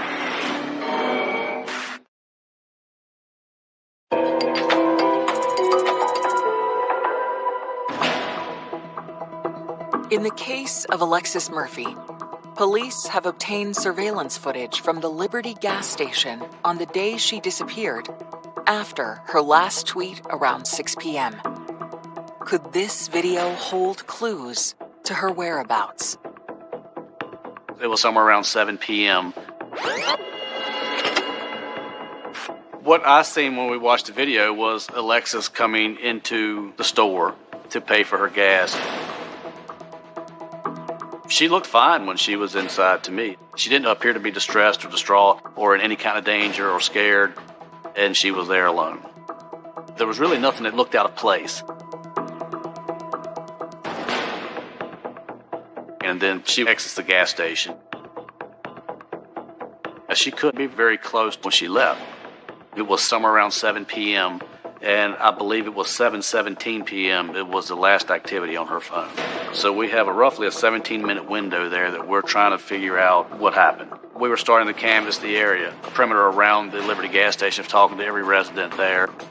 We're looking for this young lady and her phone. There is a car lot directly across Route 29. We were searching that area and searching trunks of cars just because we didn't know. Law enforcement finds no sign of Alexis or her car or phone. But on August 6th, 3 days after she went missing, a tipster contacts police about a major discovery in Charlottesville. Tuesday evening, someone just who had watched the news and had heard about Alexis Murphy's disappearance had noticed this vehicle sitting there and called us. Said, hey, this car is here in Charlottesville. So, of course, we drop everything. We haul freight to Charlottesville. It was Alexis Murphy's car. I wasn't expecting it to be found in Charlottesville. Wasn't close to Nelson County. The city of Charlottesville lies about 40 miles north of Alexis's hometown of Shipman and 70 miles north of Lynchburg. It was the Carmichael Cinema area. Then, of course, the media is there before I get there. And it's a circus. It's ridiculous. It made it very difficult for us to get in there to do what we needed to do. It was leaked on social media that the car was found before the police ever had the opportunity to call and tell us. It was definitely unlikely that Alexis drove her car to some random movie theater in Charlottesville. If she said she was going to the Berg, then that's where she was going, to Lynchburg. It's odd to end up the opposite direction in which you said you were going. But when I got the news that they had found her car, I wanted something. Some kind of answer to, besides, okay, they found her car. Is she in there? Or what's in the trunk? My biggest fear was when we popped the trunk, Alexis was going to be in the trunk. And when we do open the trunk, she isn't. Which, it was a relief, but at the same time, it's like, where is she? And her phone is not there. So you go from, hey, she might still be alive, to, okay, where do we go from here? This is a big piece of the puzzle, but Alexis has virtually disappeared off the face of the earth. You can't find their phone. It's just full throttle forward. Determined to figure out how the car got there, Mays obtained surveillance footage from surrounding businesses. There's hundreds and hundreds and hundreds of hours of CCTV that we're going through. And luckily, one of the videos captures Alexis Murphy's vehicle pulling in on Sunday night at around, I believe it was around 10 o'clock. It's a real grainy video. You can't really tell who's driving. You can just tell that there is a figure that gets out of it. And the subject walks out of frame. It was a creepy scene. Could this mysterious figure be Alexis? Despite her bold personality, her family thinks otherwise. She was definitely scared of the dark, so her to walk off in the dark without a light, no, was definitely unlikely to be Alexis. While the individual does not appear to be Alexis, their identity is unknown. You can't identify if it's a man, a woman, age, anything. It's not Alexis driving the car, but we have no idea who this person was. Search teams are still out there looking for any clues of where Alexis had gone. Desperate to understand the mystery figure's connection to Alexis, investigators re-examine the footage from the gas station. When you look at the video going back, there was an individual that held the door open for her. And there was some small talk. There was something really interesting, and they see something they had never seen before. There was a man holding the door for Alexis Murphy. And it looks like on the footage that there's some sort of conversation between Alexis and this unidentified man. So suddenly, there is a new person of interest in the case. So we're starting to wonder if it's the same person. In Charlottesville,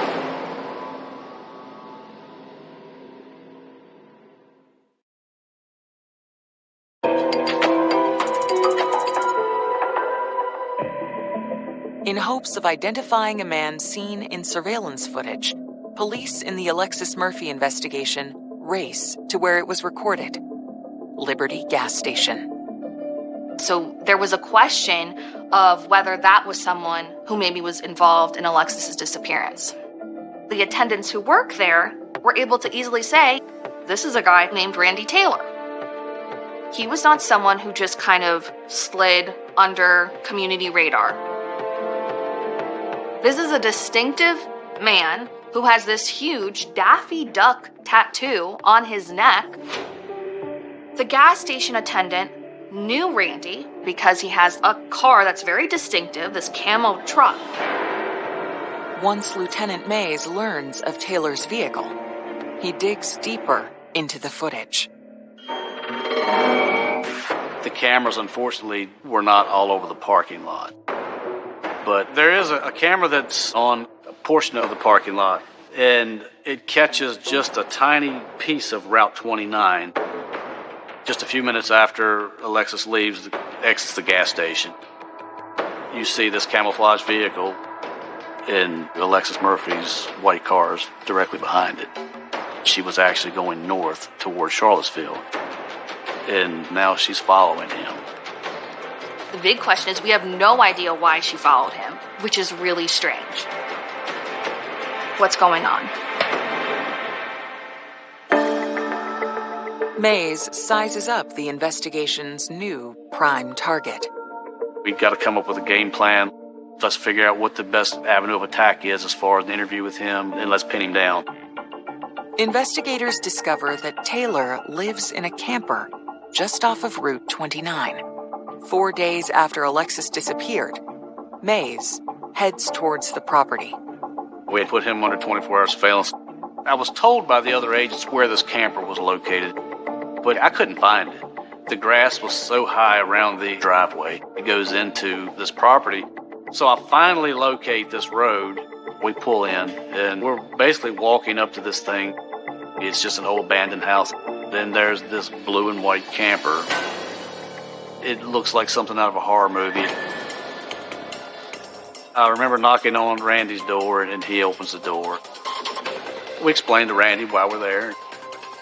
And I basically asked him about being at the Liberty gas station. We were looking for this young lady, and he said he had no knowledge. He'd never seen her, didn't know her, wasn't at the Liberty gas station, had no idea what we were talking about. And that was an important part of the case for me because I knew then that he was hiding something. But once we confront him with the evidence, there's a video of him holding the door for her, and things changed. He told us he ran into her at Liberty. He admits that she was there. Without prompting, Taylor launches into a story. He even goes on to elaborate that he met Alexis Murphy probably a year prior to this at a car wash. He was smoking some marijuana, and she had made a comment about the marijuana. According to him, she was talking about how it smelled like some really good stuff. So when he saw her at the Liberty gas station on August 3rd, he knew who she was. When pressed again about the August 3rd encounter, Taylor offers an astonishing account. Also, he's telling us that she's with a black guy. And they're talking about a marijuana sale. And Randy wanted to buy from the guy that she was with. So they come up with an agreement, and they leave, and he goes to his camper. Alexis comes, and this other gentleman follows suit. He buys marijuana. They have some small talk, shoot the bull, and they leave together. That's the last he's seen of her. I didn't believe the story, but we could not rule out the possibility of someone else being involved. To validate Taylor's story, Mays files for a warrant to search his trailer. Alexis's social media is also scoured in search of the man in Taylor's description. They got the picture off of some Facebook page or something, but very quickly we're able to identify this guy as Damien. Damien was a resident of Nelson County, but he leaves town shortly after Alexis Murphy is missing and goes to Alabama. That was alarming. That was enough for us to further investigate this. I knew Damien. We went to high school together. So Alexis' relationship with Damien, I don't know exactly what it was. I knew he worked at McDonald's at the time. She always was at McDonald's getting a frappe. Was he one of the last people to see her? Did he have something to do with it? Did he know about it? It was still a lot of questions going through my head. What happened? Where is she? Police uncover disturbing clues. We see that a fingernail is embedded into the carpet. Hearing this kind of evidence, your stomach just turns. Authorities close in on a suspect. I don't think he expected the rain of hell that came down on him. And cryptic circumstances envelop Alexis's final moments. So it leaves me with the $1 million question. How did you get her there?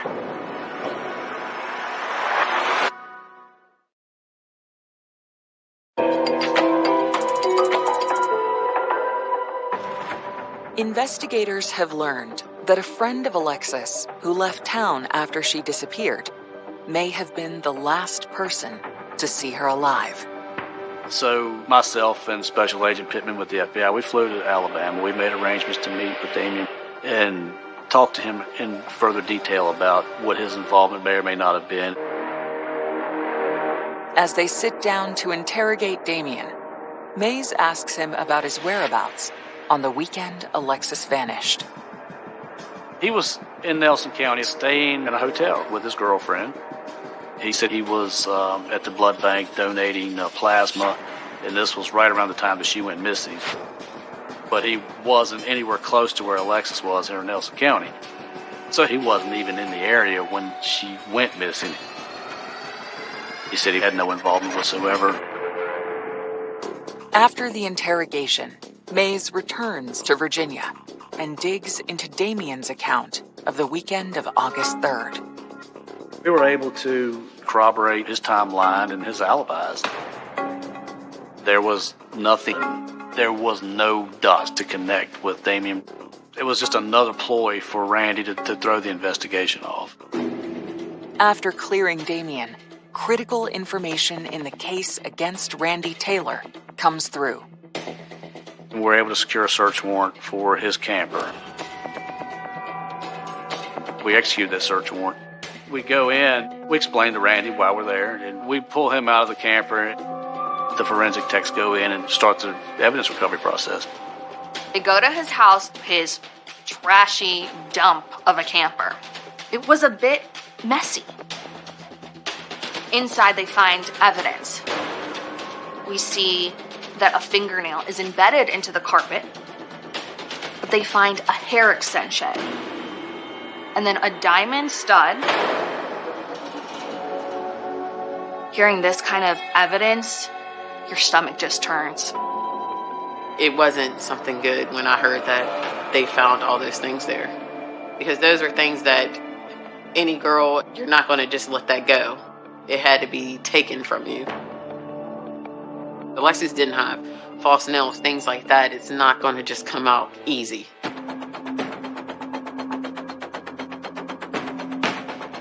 The evidence is sent for DNA testing. Then, authorities search the grounds around the camper for Alexis's body. Behind the property, there was just all kinds of garbage and trash that had been piled up, and there's a mountain. And behind the house, there's a trail that goes up the mountain. We searched the side of the mountain to see if he's taken her up the mountain. It was a very difficult search. You know, everybody's getting ate up by ticks and chiggers. We blanketed that side of the ridge, and we have nothing.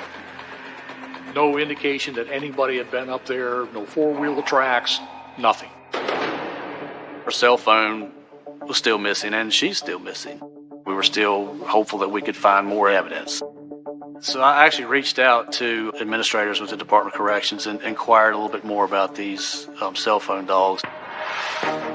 We learned that law enforcement is using canine dogs to sniff a very specific adhesive found in phones. We start to see canines sniffing Randy Taylor's camper.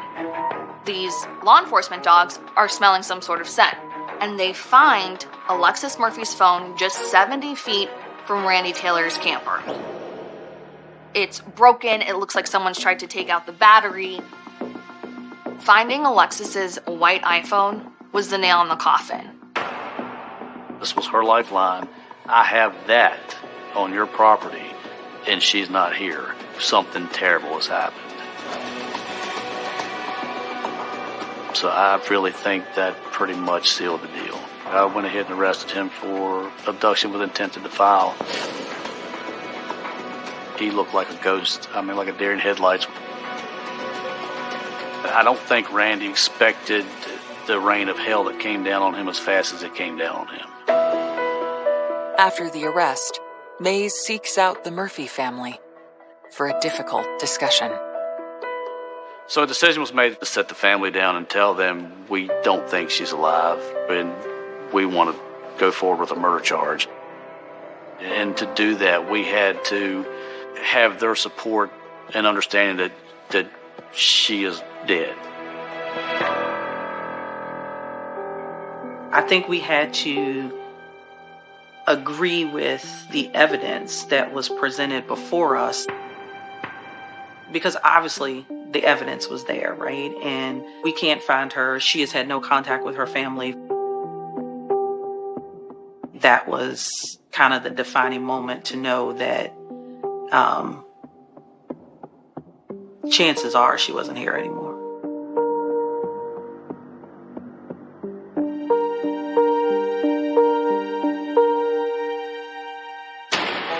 As the case heads to trial, police make Randy Taylor an offer. Before the trial, law enforcement offered Randy Taylor a deal, 20 years if you just tell the family where Alexis Murphy's body is. His response, give me 10 and I'll tell you where she is. It's like really unbelievable. Months later, in May 2014, at the Nelson County Courthouse, the first-degree murder trial of Randy Taylor begins. While the prosecution has a wealth of evidence, the lack of a corpse presents a problem. This was an unprecedented case in Virginia. To try someone for murder with no body, it's very hard to prosecute without a body.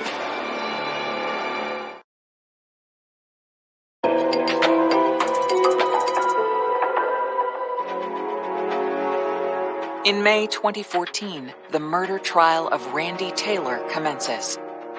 On behalf of the state, prosecutor Anthony Martin delivers the opening statement. The prosecution was able to paint this really violent scene with the amount of evidence that was just found inside of his camper. Something horrible has happened. But in their opening argument, Taylor's attorney takes aim at the prosecution's assertions. The defense was constantly saying, there's no body, there's no murder weapon. They kept hitting on it. His explanation of the hair extensions was the police planted it, but we knew that he was full of it. After opening statements, the prosecution unloads its most potent evidence. an item discovered on a deeper search of Taylor's camper after his arrest. One thing I will never forget is Randy Taylor's bloody t-shirt. Seeing the t-shirt covered in not just a little bit, but a lot of blood, you could tell the jury's mood suddenly shift. Attorneys reveal the results of DNA testing on items found inside the camper. And it was her DNA on the shirt. It's a mix of blood and saliva and fluid. We have her DNA on these hair extensions that were found. They're glued and woven into the hair. They don't just fall out. That indicated to us that there was a violent struggle that took place. We know that there was nothing casual about this encounter, that it was extremely violent. After closing arguments, the litigators turned the case over to the jury. Within hours, the jurors announce that they've reached a verdict. I was at volleyball practice. I remember looking online and seeing guilty. And I just busted out in tears. It was a relief, like kind of a joy for us, because you're going away. You're not going to hurt anybody else. It was a few moments of the weight has been lifted. We have some type of justice. And we did celebrate, but the next morning we still woke up to the same reality. We still don't have her. We convict him on both counts of abduction with intent to defile and first-degree murder. And as the jury is leaving to go sentence him, Randy stood up in open court and said, "I'll take the original deal of 20 years and tell you where she is." And of course, it's too late at that point.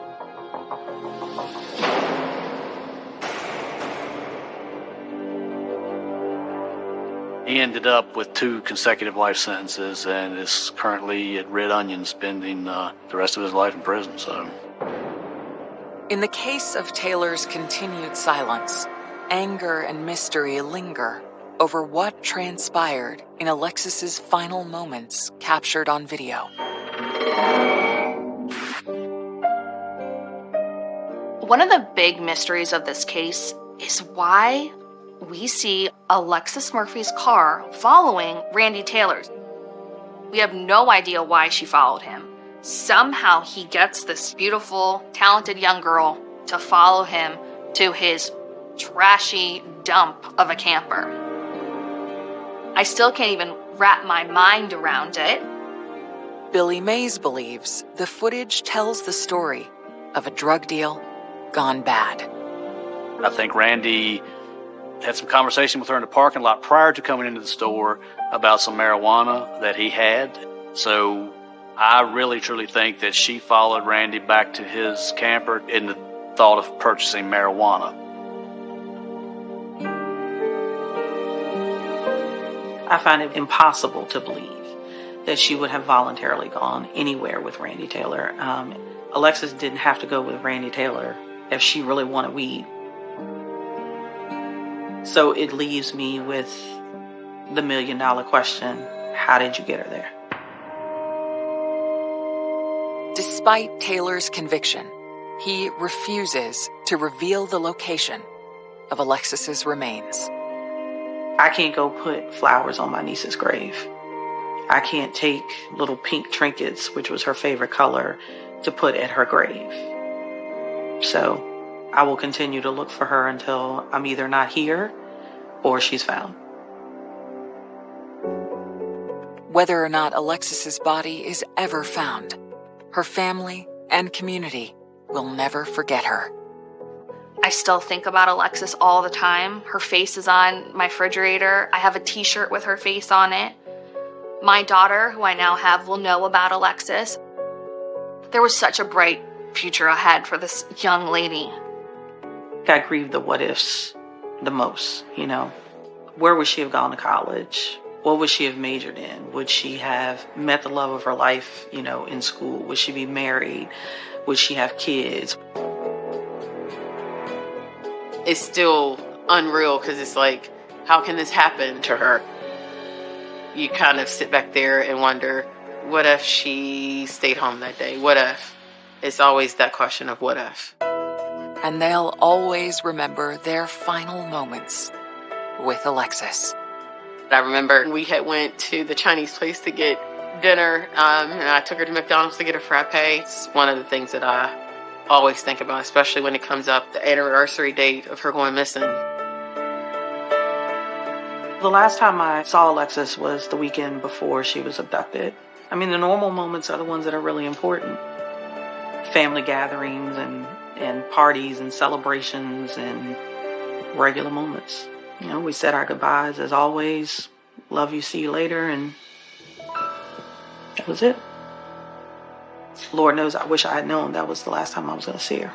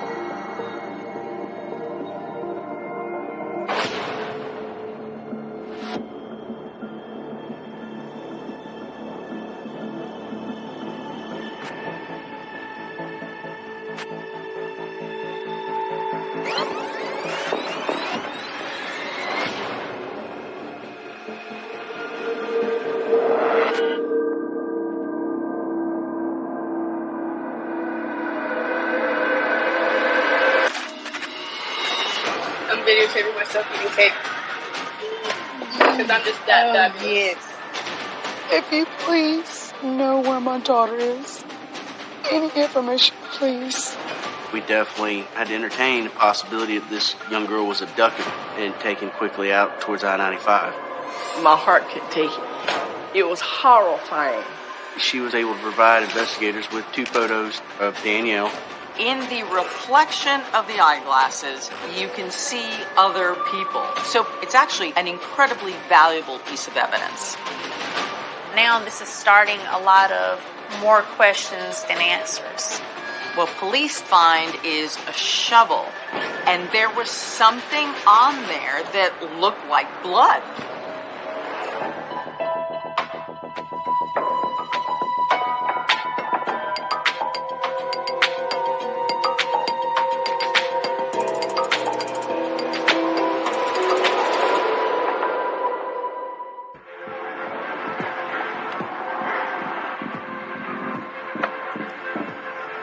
"15-year-old Danielle Locklear is enjoying a yearly tradition, spending her summer with her grandparents and extended family in the quaint town of Hope Mills, North Carolina.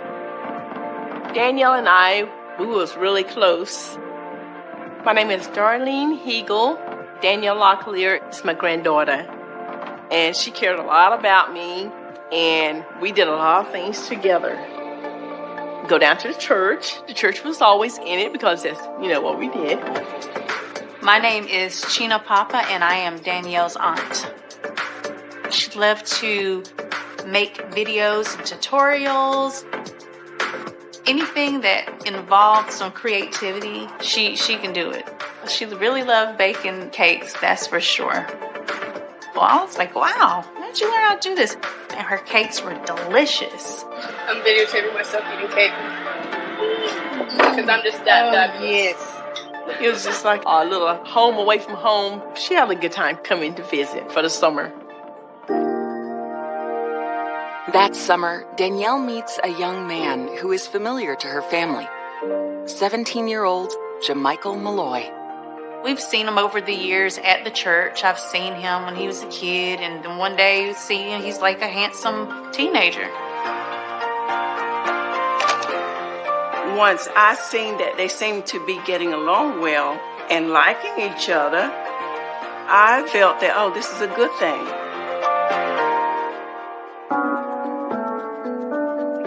When the summer comes to an end, it's time for Danielle to return home to her mother, Rona, and stepfather in Myrtle Beach, South Carolina. But there's a problem. When it was time for her to go back, she didn't want to go back because she had a love interest. And she was like, please, Grandma, I want to stay. Adding to Danielle's desire is the fact that her mother and stepfather are going through a painful divorce. So Danielle's mother agrees to let her stay in Hope Mills. She came to live with us, and we were all open arms. She enrolls in Southview High School in Hope Mills, which is like right behind our neighborhood. While Jamichael starts his senior year 14 miles away in Fayetteville, Danielle settles into her freshman year. I met Danielle when she had just came to the school, and we just clicked instantly. Danielle is the most kind person, very outgoing. She could make a friend instantly. You could definitely spot her from a crowd. That was what all guys talked about in school, was how beautiful she was. But she was very much in love with Jamichael. She really thought that that was it for her.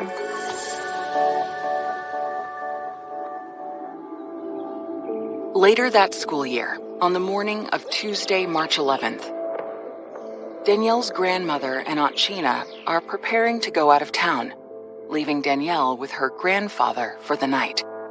It was kind of a busy morning for myself and my mother. We were about to go to Atlanta, Georgia for a doctor's visit, and Danielle usually is out the house by 8 o'clock in the morning, rushing off to school. But that morning, Danielle is running late. I remember looking at her, and I said, okay, bye, Danielle. She said, bye, Grandma. And I just seen the side of her face, and then she was gone.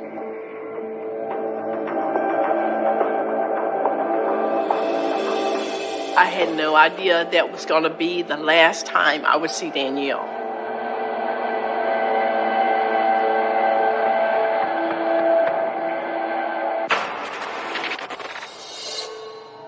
That evening, hours after Danielle returned from school, at around 9:45, she asks her grandfather if she can run a quick errand. He said he remembers seeing her come up beside his shoulder and say, Papa, I need to take this binder to my friend up the street. Is it okay? He said, oh, okay, yeah, just come right back. Just simple as that. But an hour later, Danielle hasn't returned home. The grandfather said that he's calling the phone, she's not answering, going to voicemail, so he starts driving around Hope Mills looking for Danielle, and he can't find her. The grandfather said that he hesitated calling the police because he always believed that you had to wait 24 hours to report someone missing. Finally, at 3 in the morning, he gave up, went back to sleep, hoped that by the morning she would have come home. When he wakes up, he begins to panic. I got a phone call down in Atlanta from my husband, and he said that it's been a while now and she never came back to the house. I'm all nervous at that point, so we started getting our things together real quick to come back home. Danielle's grandmother instructs her husband to call the police, and then rushes to return to Hope Mills. When we reach Hope Mills, the police are already there. I'm Detective Joshua Hamilton, and I was assigned to be the lead investigator on the Danielle Locklear case. The grandfather was questioned by responding officers. So Danielle was said to be going to Alexis, who's a friend of hers she goes to school with. She was taking a book to drop off at her house. But before investigators head to Alexis's house, Aunt Sheena reveals that she knows where Danielle may be. Her hunch stems from an odd encounter she had with her niece 2 days before she went missing.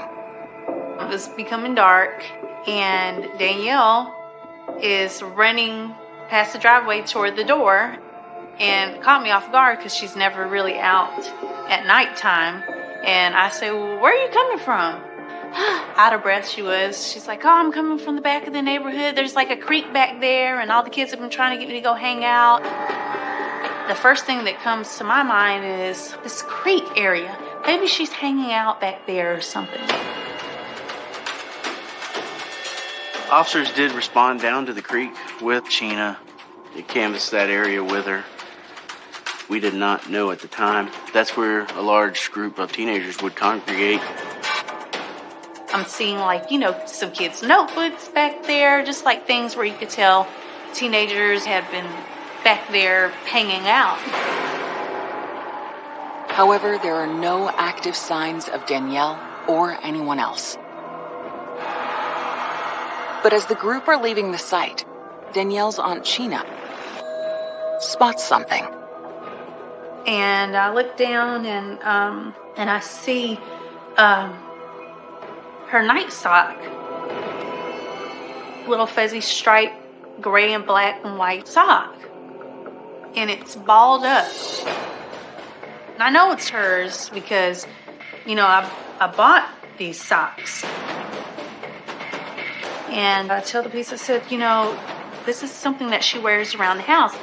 It's weird that this particular sock would be found at the creek, especially if it's something that Danielle would only wear at night. Which brings up the question, had Danielle been to the creek that night she disappeared?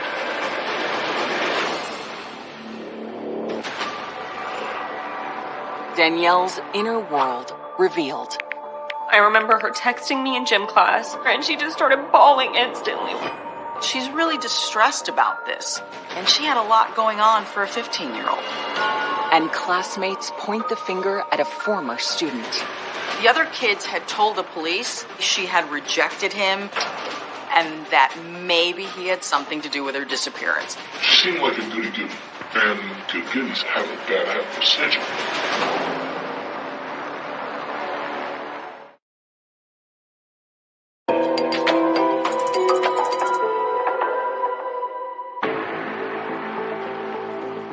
The day after 15-year-old Danielle Locklear goes missing, while searching a creek, her aunt discovers a sock that Danielle only wore at night. We treated it as an item of evidence and secured it.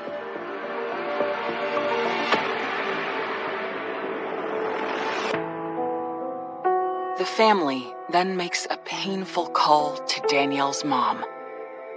We called my daughter Rona while she was still at Myrtle Beach. Told her that Danielle didn't come home. And she said, what do you mean she didn't come home? What do you mean, where's she at? All this kind of stuff. And so everybody was dumbfounded. You can't sleep, you can't eat, you can't think. Now, there's so many different things that could have happened to her. By the time we were looking for her, she could be anywhere. Danielle's mom rushes to Hope Mills, while police visit Alexis, the friend Danielle told her grandfather she was visiting the previous night. Alexis told investigators that Danielle had not come to her house during the nighttime hours the night before. Her friend was not even aware that Danielle was coming to her house, which kind of shocked us. Now we don't know where she went. Detectives wonder, why did Danielle lie to her grandfather about where she went that night? Alexis goes on to tell police that she did spend time with Danielle earlier that afternoon, at a place now familiar to investigators. She had seen Danielle the day before at the creek during school hours. So, quickly found out that she actually skipped part of the day and went to the creek. So now this is starting a lot of more questions than answers. Alexis was able to provide investigators with 2 photos taken from the creek the day before. Danielle seemed to be enjoying herself. She was smiling. These images were, final images of Danielle that we're aware of. As I'm looking at pictures of Danielle, she has like some glasses on. If you look, there's like four people in the background. In the reflection of the eyeglasses, you can see other people. And it just takes a matter of moments to figure out who those people are. So it's actually an incredibly valuable piece of evidence. Investigators consider if the afternoon at the creek is somehow connected to Danielle's disappearance. Establishing what exactly transpired at the creek was super, super important. We had to figure that out pretty quick. Detectives then set out to identify and interview all of the teens that were present. One of the first they interview is Danielle's friend, Caroline. She tells them that 2 days before her disappearance, a heartbroken Danielle shared some stunning news.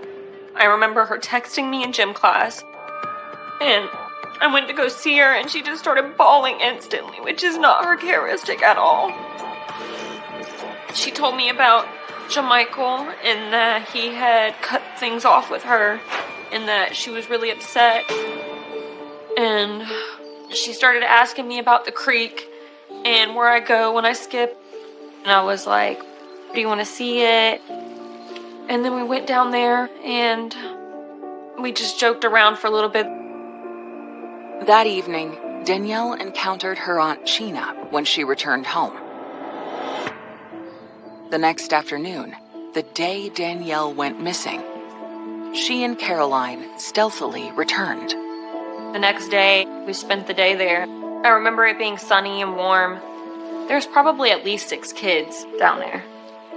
We had laid out like beach towels and blankets. She was just laughing the whole time. Like I didn't think she was sad anymore at all. That was the last time I saw Danny, my final day with her. I just feel like that was a good day to have with her. If I had to pick a last day with somebody, I mean, that was a good one.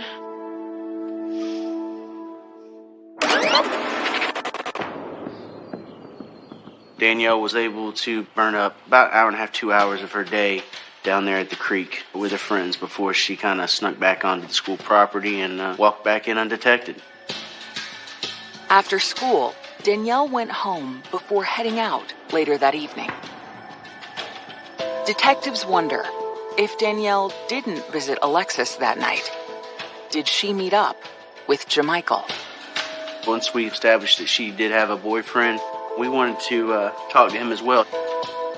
Jamichael tells the police that Danielle was having such a hard time with the breakup that she kept bugging Jamichael, and he said he had to block her from his phone, so he hadn't talked to her in days.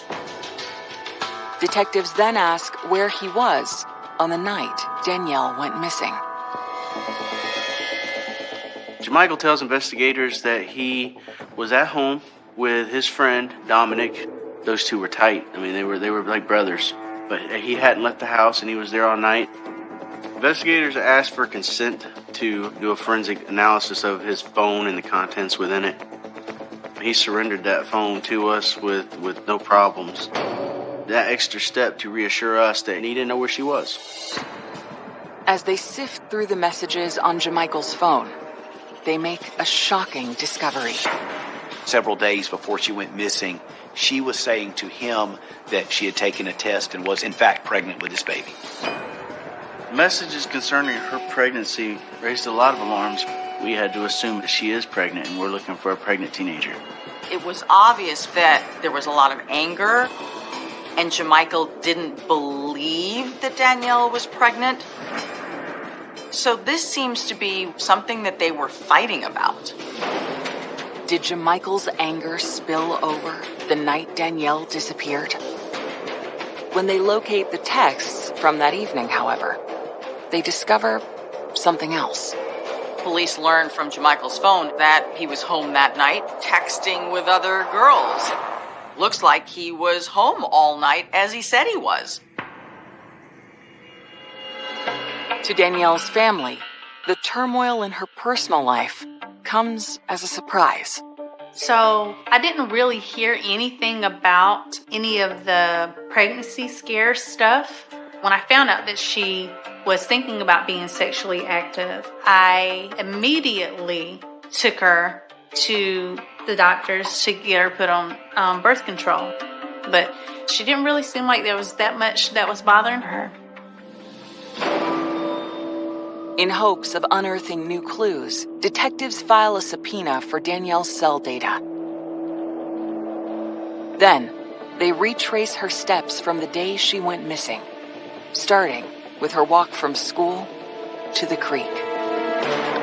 Investigators discovered the camera aiming at the sidewalk, which leads to the trail to the creek.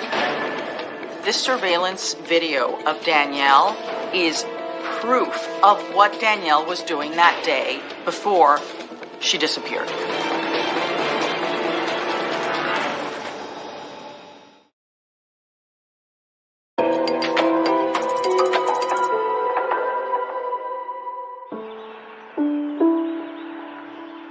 In March, a few days before Danielle disappeared, she and her aunt threw a birthday party for her uncle.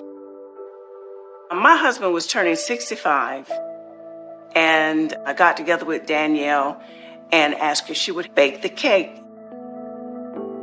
And she said yes. She was really excited about that. So the day arose. Everyone was enjoying themselves. My husband loved the cake. The cake was delicious. And really, it just breaks my heart because that was the last time that I seen her.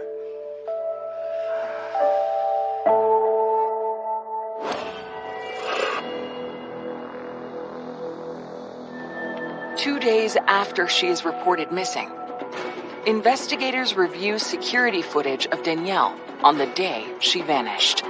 It was certainly of interest to investigators at that point because it was earlier in the day that she went missing later that evening.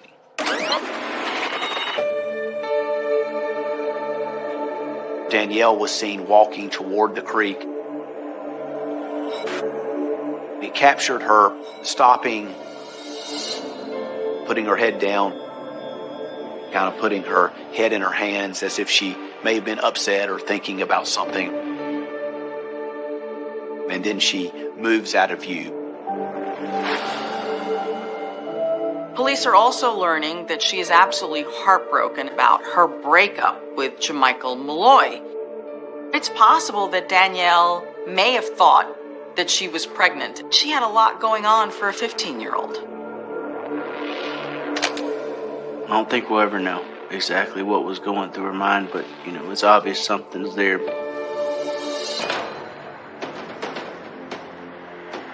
Then investigators get another critical clue when the location data from her cell phone comes through.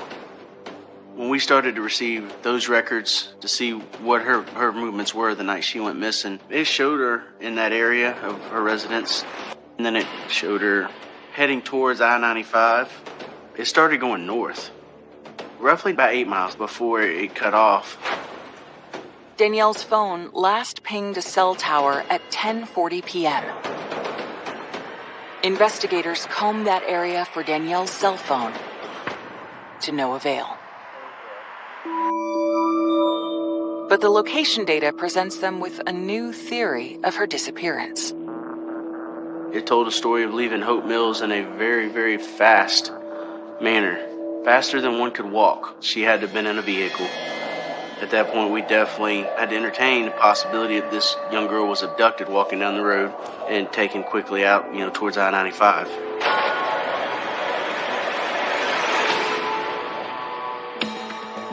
We've gotten the federal authorities and FBI involved. We were able, from social media, from pictures of the family, to get descriptions as well as photographs of Danielle out there and really try to push them out.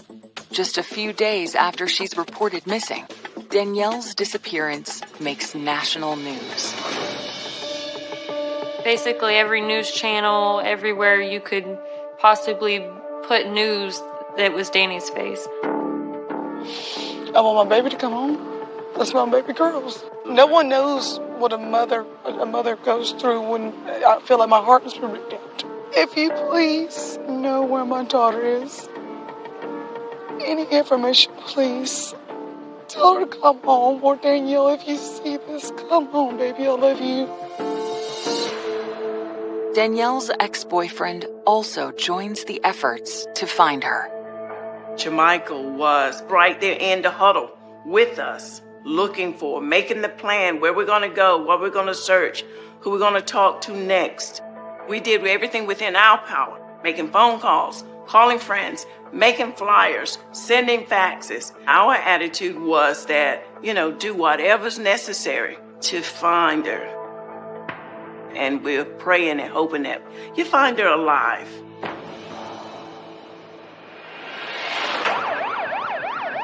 While the search for Danielle continues across the United States, detectives continue to interview classmates who were at the creek the day Danielle disappeared. And one of them points to a former student with a questionable past. Investigators learned about Derek through another individual. He told us about Derek, how, he potentially had something to do with her disappearance. The other kids had told the police that Derek maybe was interested in Danielle and that maybe she had rejected him and that maybe he had something to do with her disappearance. Detectives' suspicions are raised when they learn that Derek lives near the area where Danielle's cell phone last pinged. We took him to the sheriff's office voluntarily. We felt that several things he told us, they didn't sit easy with us.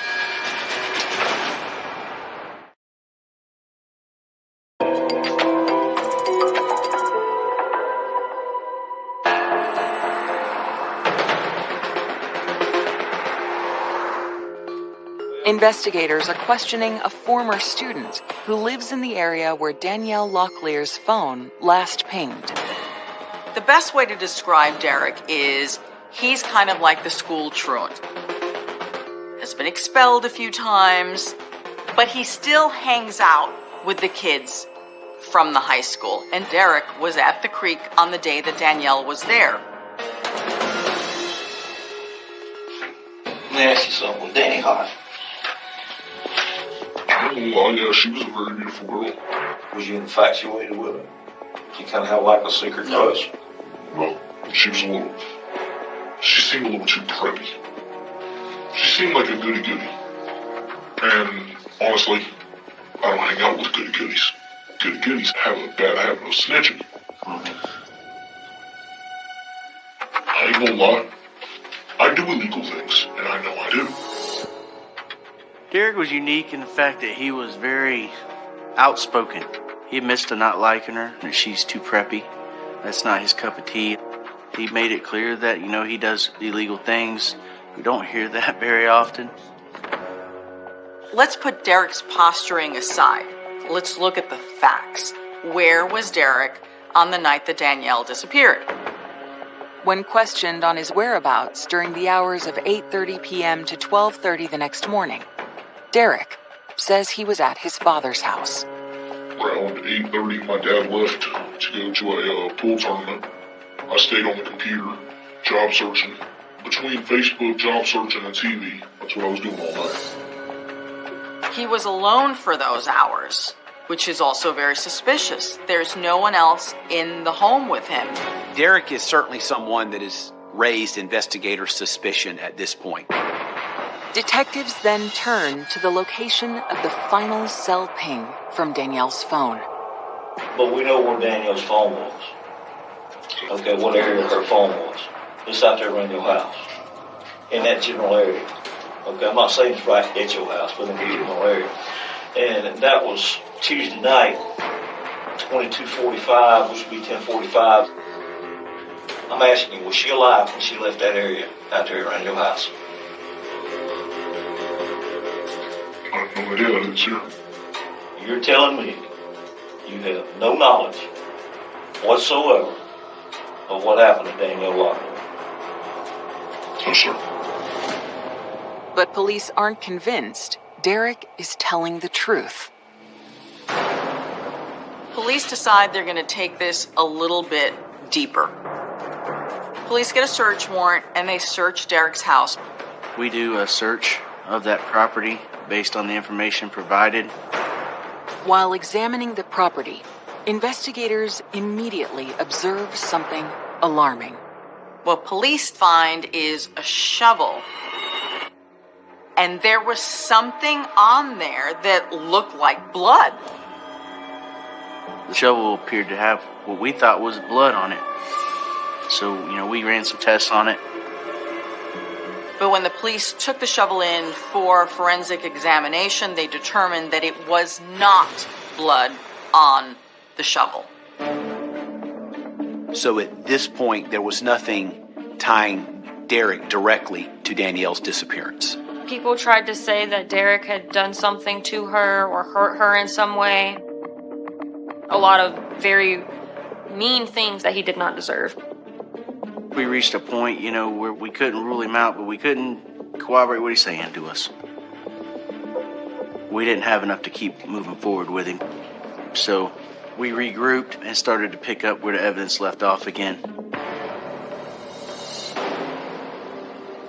Then, on April 2nd, 22 days after Danielle disappeared, an off-duty police officer discovers something concerning off a bridge about 20 miles outside of Hope Mills. He immediately calls 911. Is there a deputy close by with a pair of binoculars so I can make sure there's not a body in the water?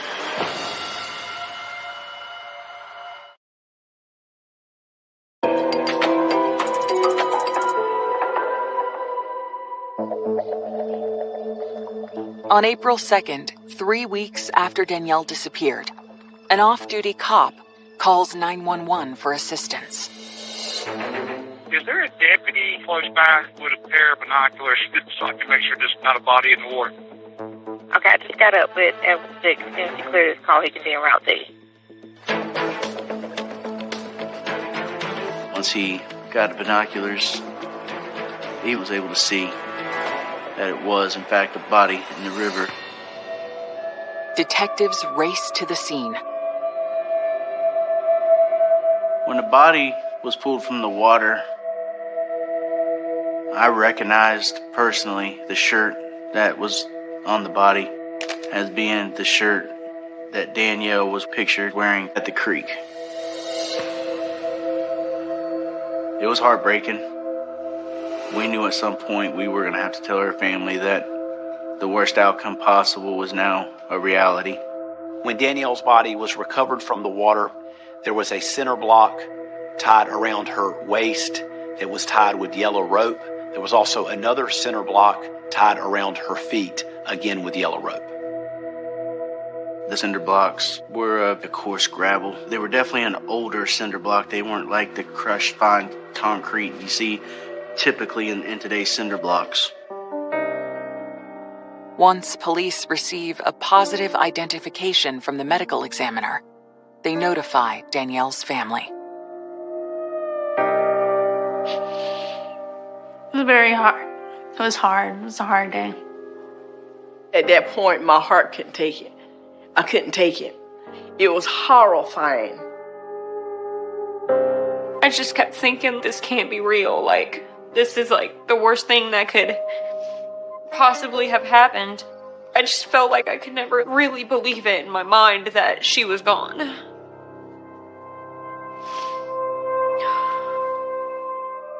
As Danielle's family and friends begin to mourn, detectives get to work. The medical examiner concludes that Danielle had been strangled. And they find something else. It also noted that there was a sock that had been stuffed into her mouth. It's a match to the night sock Aunt Chena found on the creek trail weeks earlier. The sock was listed as part of the death. The medical examiner could not rule out the actual mechanism for her death. Was it strangulation or was it the sock? Only thing they could say was it was from both. The other important fact that the medical examiner is able to provide is that Danielle Locklear was not pregnant. It's possible that Danielle may have thought that she was pregnant at a certain time, but she was not pregnant when she was killed. Detectives theorize that Danielle was murdered at the creek, and her body was disposed in the river about 20 miles away. To investigators, the location of the disposal site seems significant. The South River, where Danielle was found, is a little under a mile from Jamichael Malloy's residence.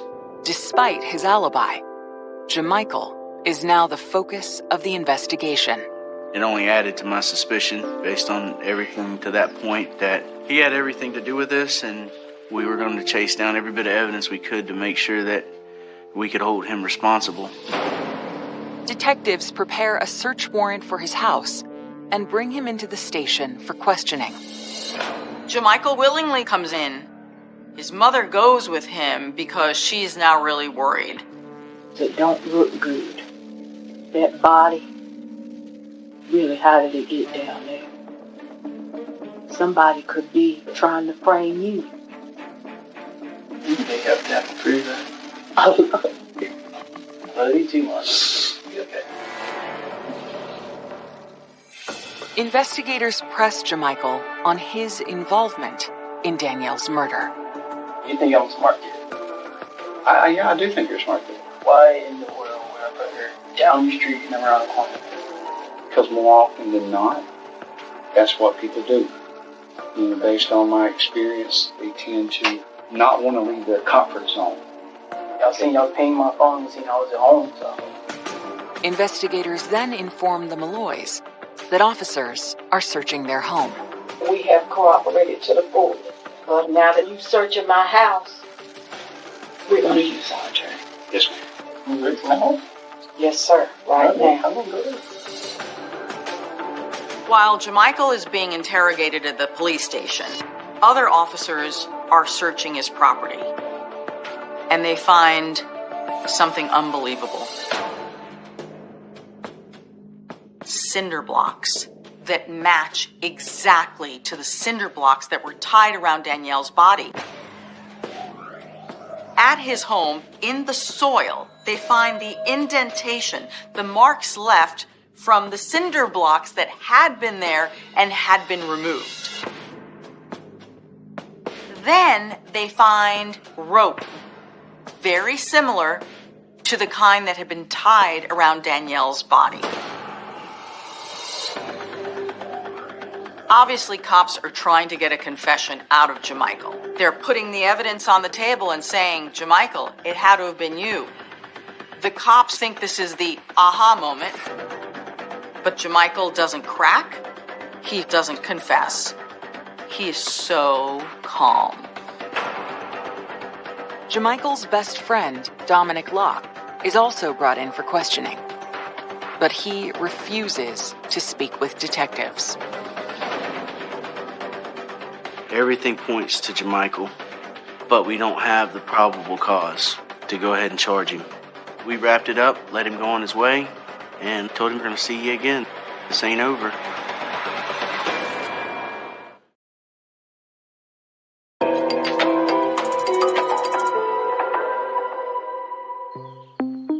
Four days after denying he had anything to do with Danielle's murder, Jamichael Malloy tells police he's ready to talk again.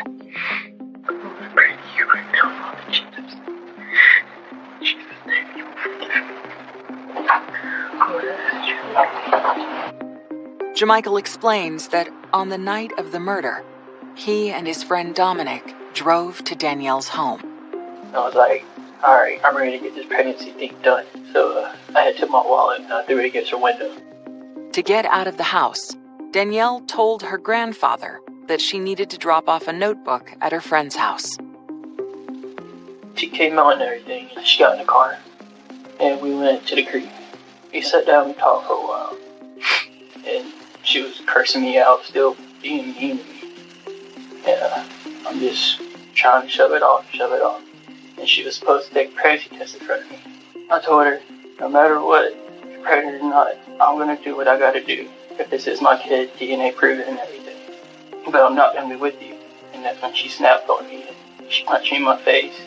She slapped me and jumped on top of me and got all over me and stuff. According to Jamichael, in the middle of their alleged fight, he snapped. All I remember was I grabbed her. I was choking her.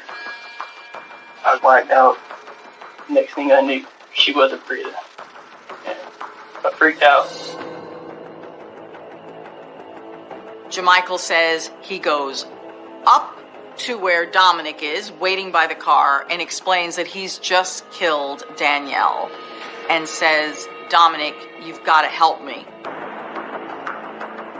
Dominic and Jamichael walk back down to the creek where Danielle's body is, and they start to pick her up and carry her back.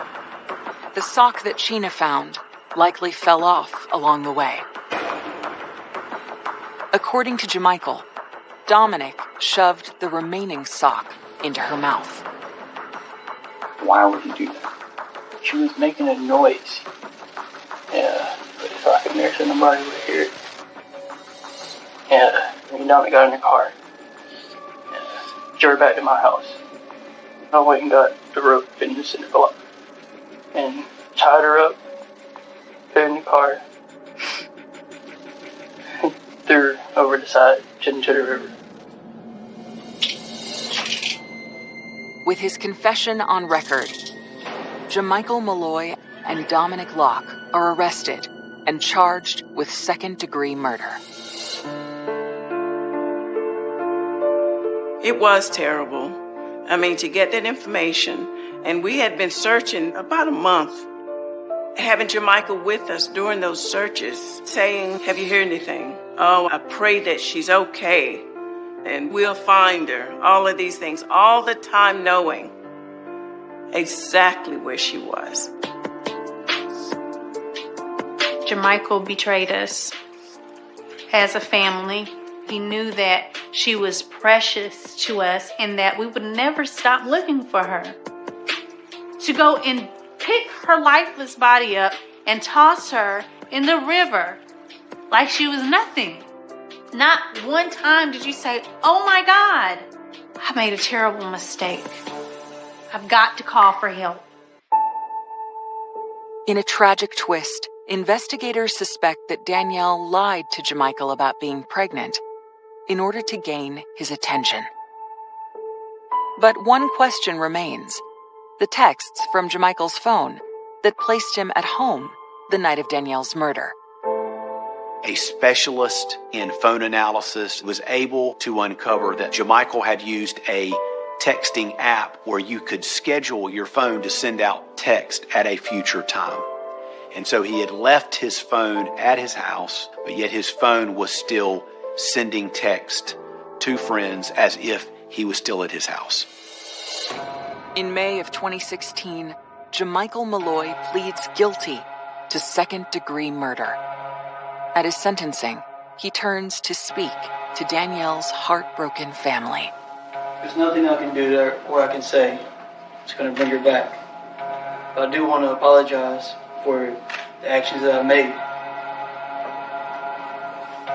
He is sentenced to 25 to 31 years in prison. Dominic Locke pleads guilty to accessory after the fact and is sentenced to 6 to 8 years behind bars. You never get over something like this. You learn to live with it. My sister is never going to be the same. Danielle was more than a niece to me, and I'm just thankful for those years I shared with her. Years later, friends and family still cherish their final moments with Danielle. Danny was just a great person to be around, and I don't think I can ever forget the person she was. You'd think after years and years, and it being high school, it would fade a little bit. I always thought it would. I would get older and I would get over it. But Danny was too much of a good person and a bright person and such a positive energy in life that you can't forget that. When she left the house that day, she said, okay, bye-bye, Grandma. I said, okay, bye-bye. It was real quick, like that. And as she was going out the door, she's like, "I love you, Grandma." I'm forever grateful for her. And I thank the Lord every day for letting me have that moment, that last moment with her. And I always love her.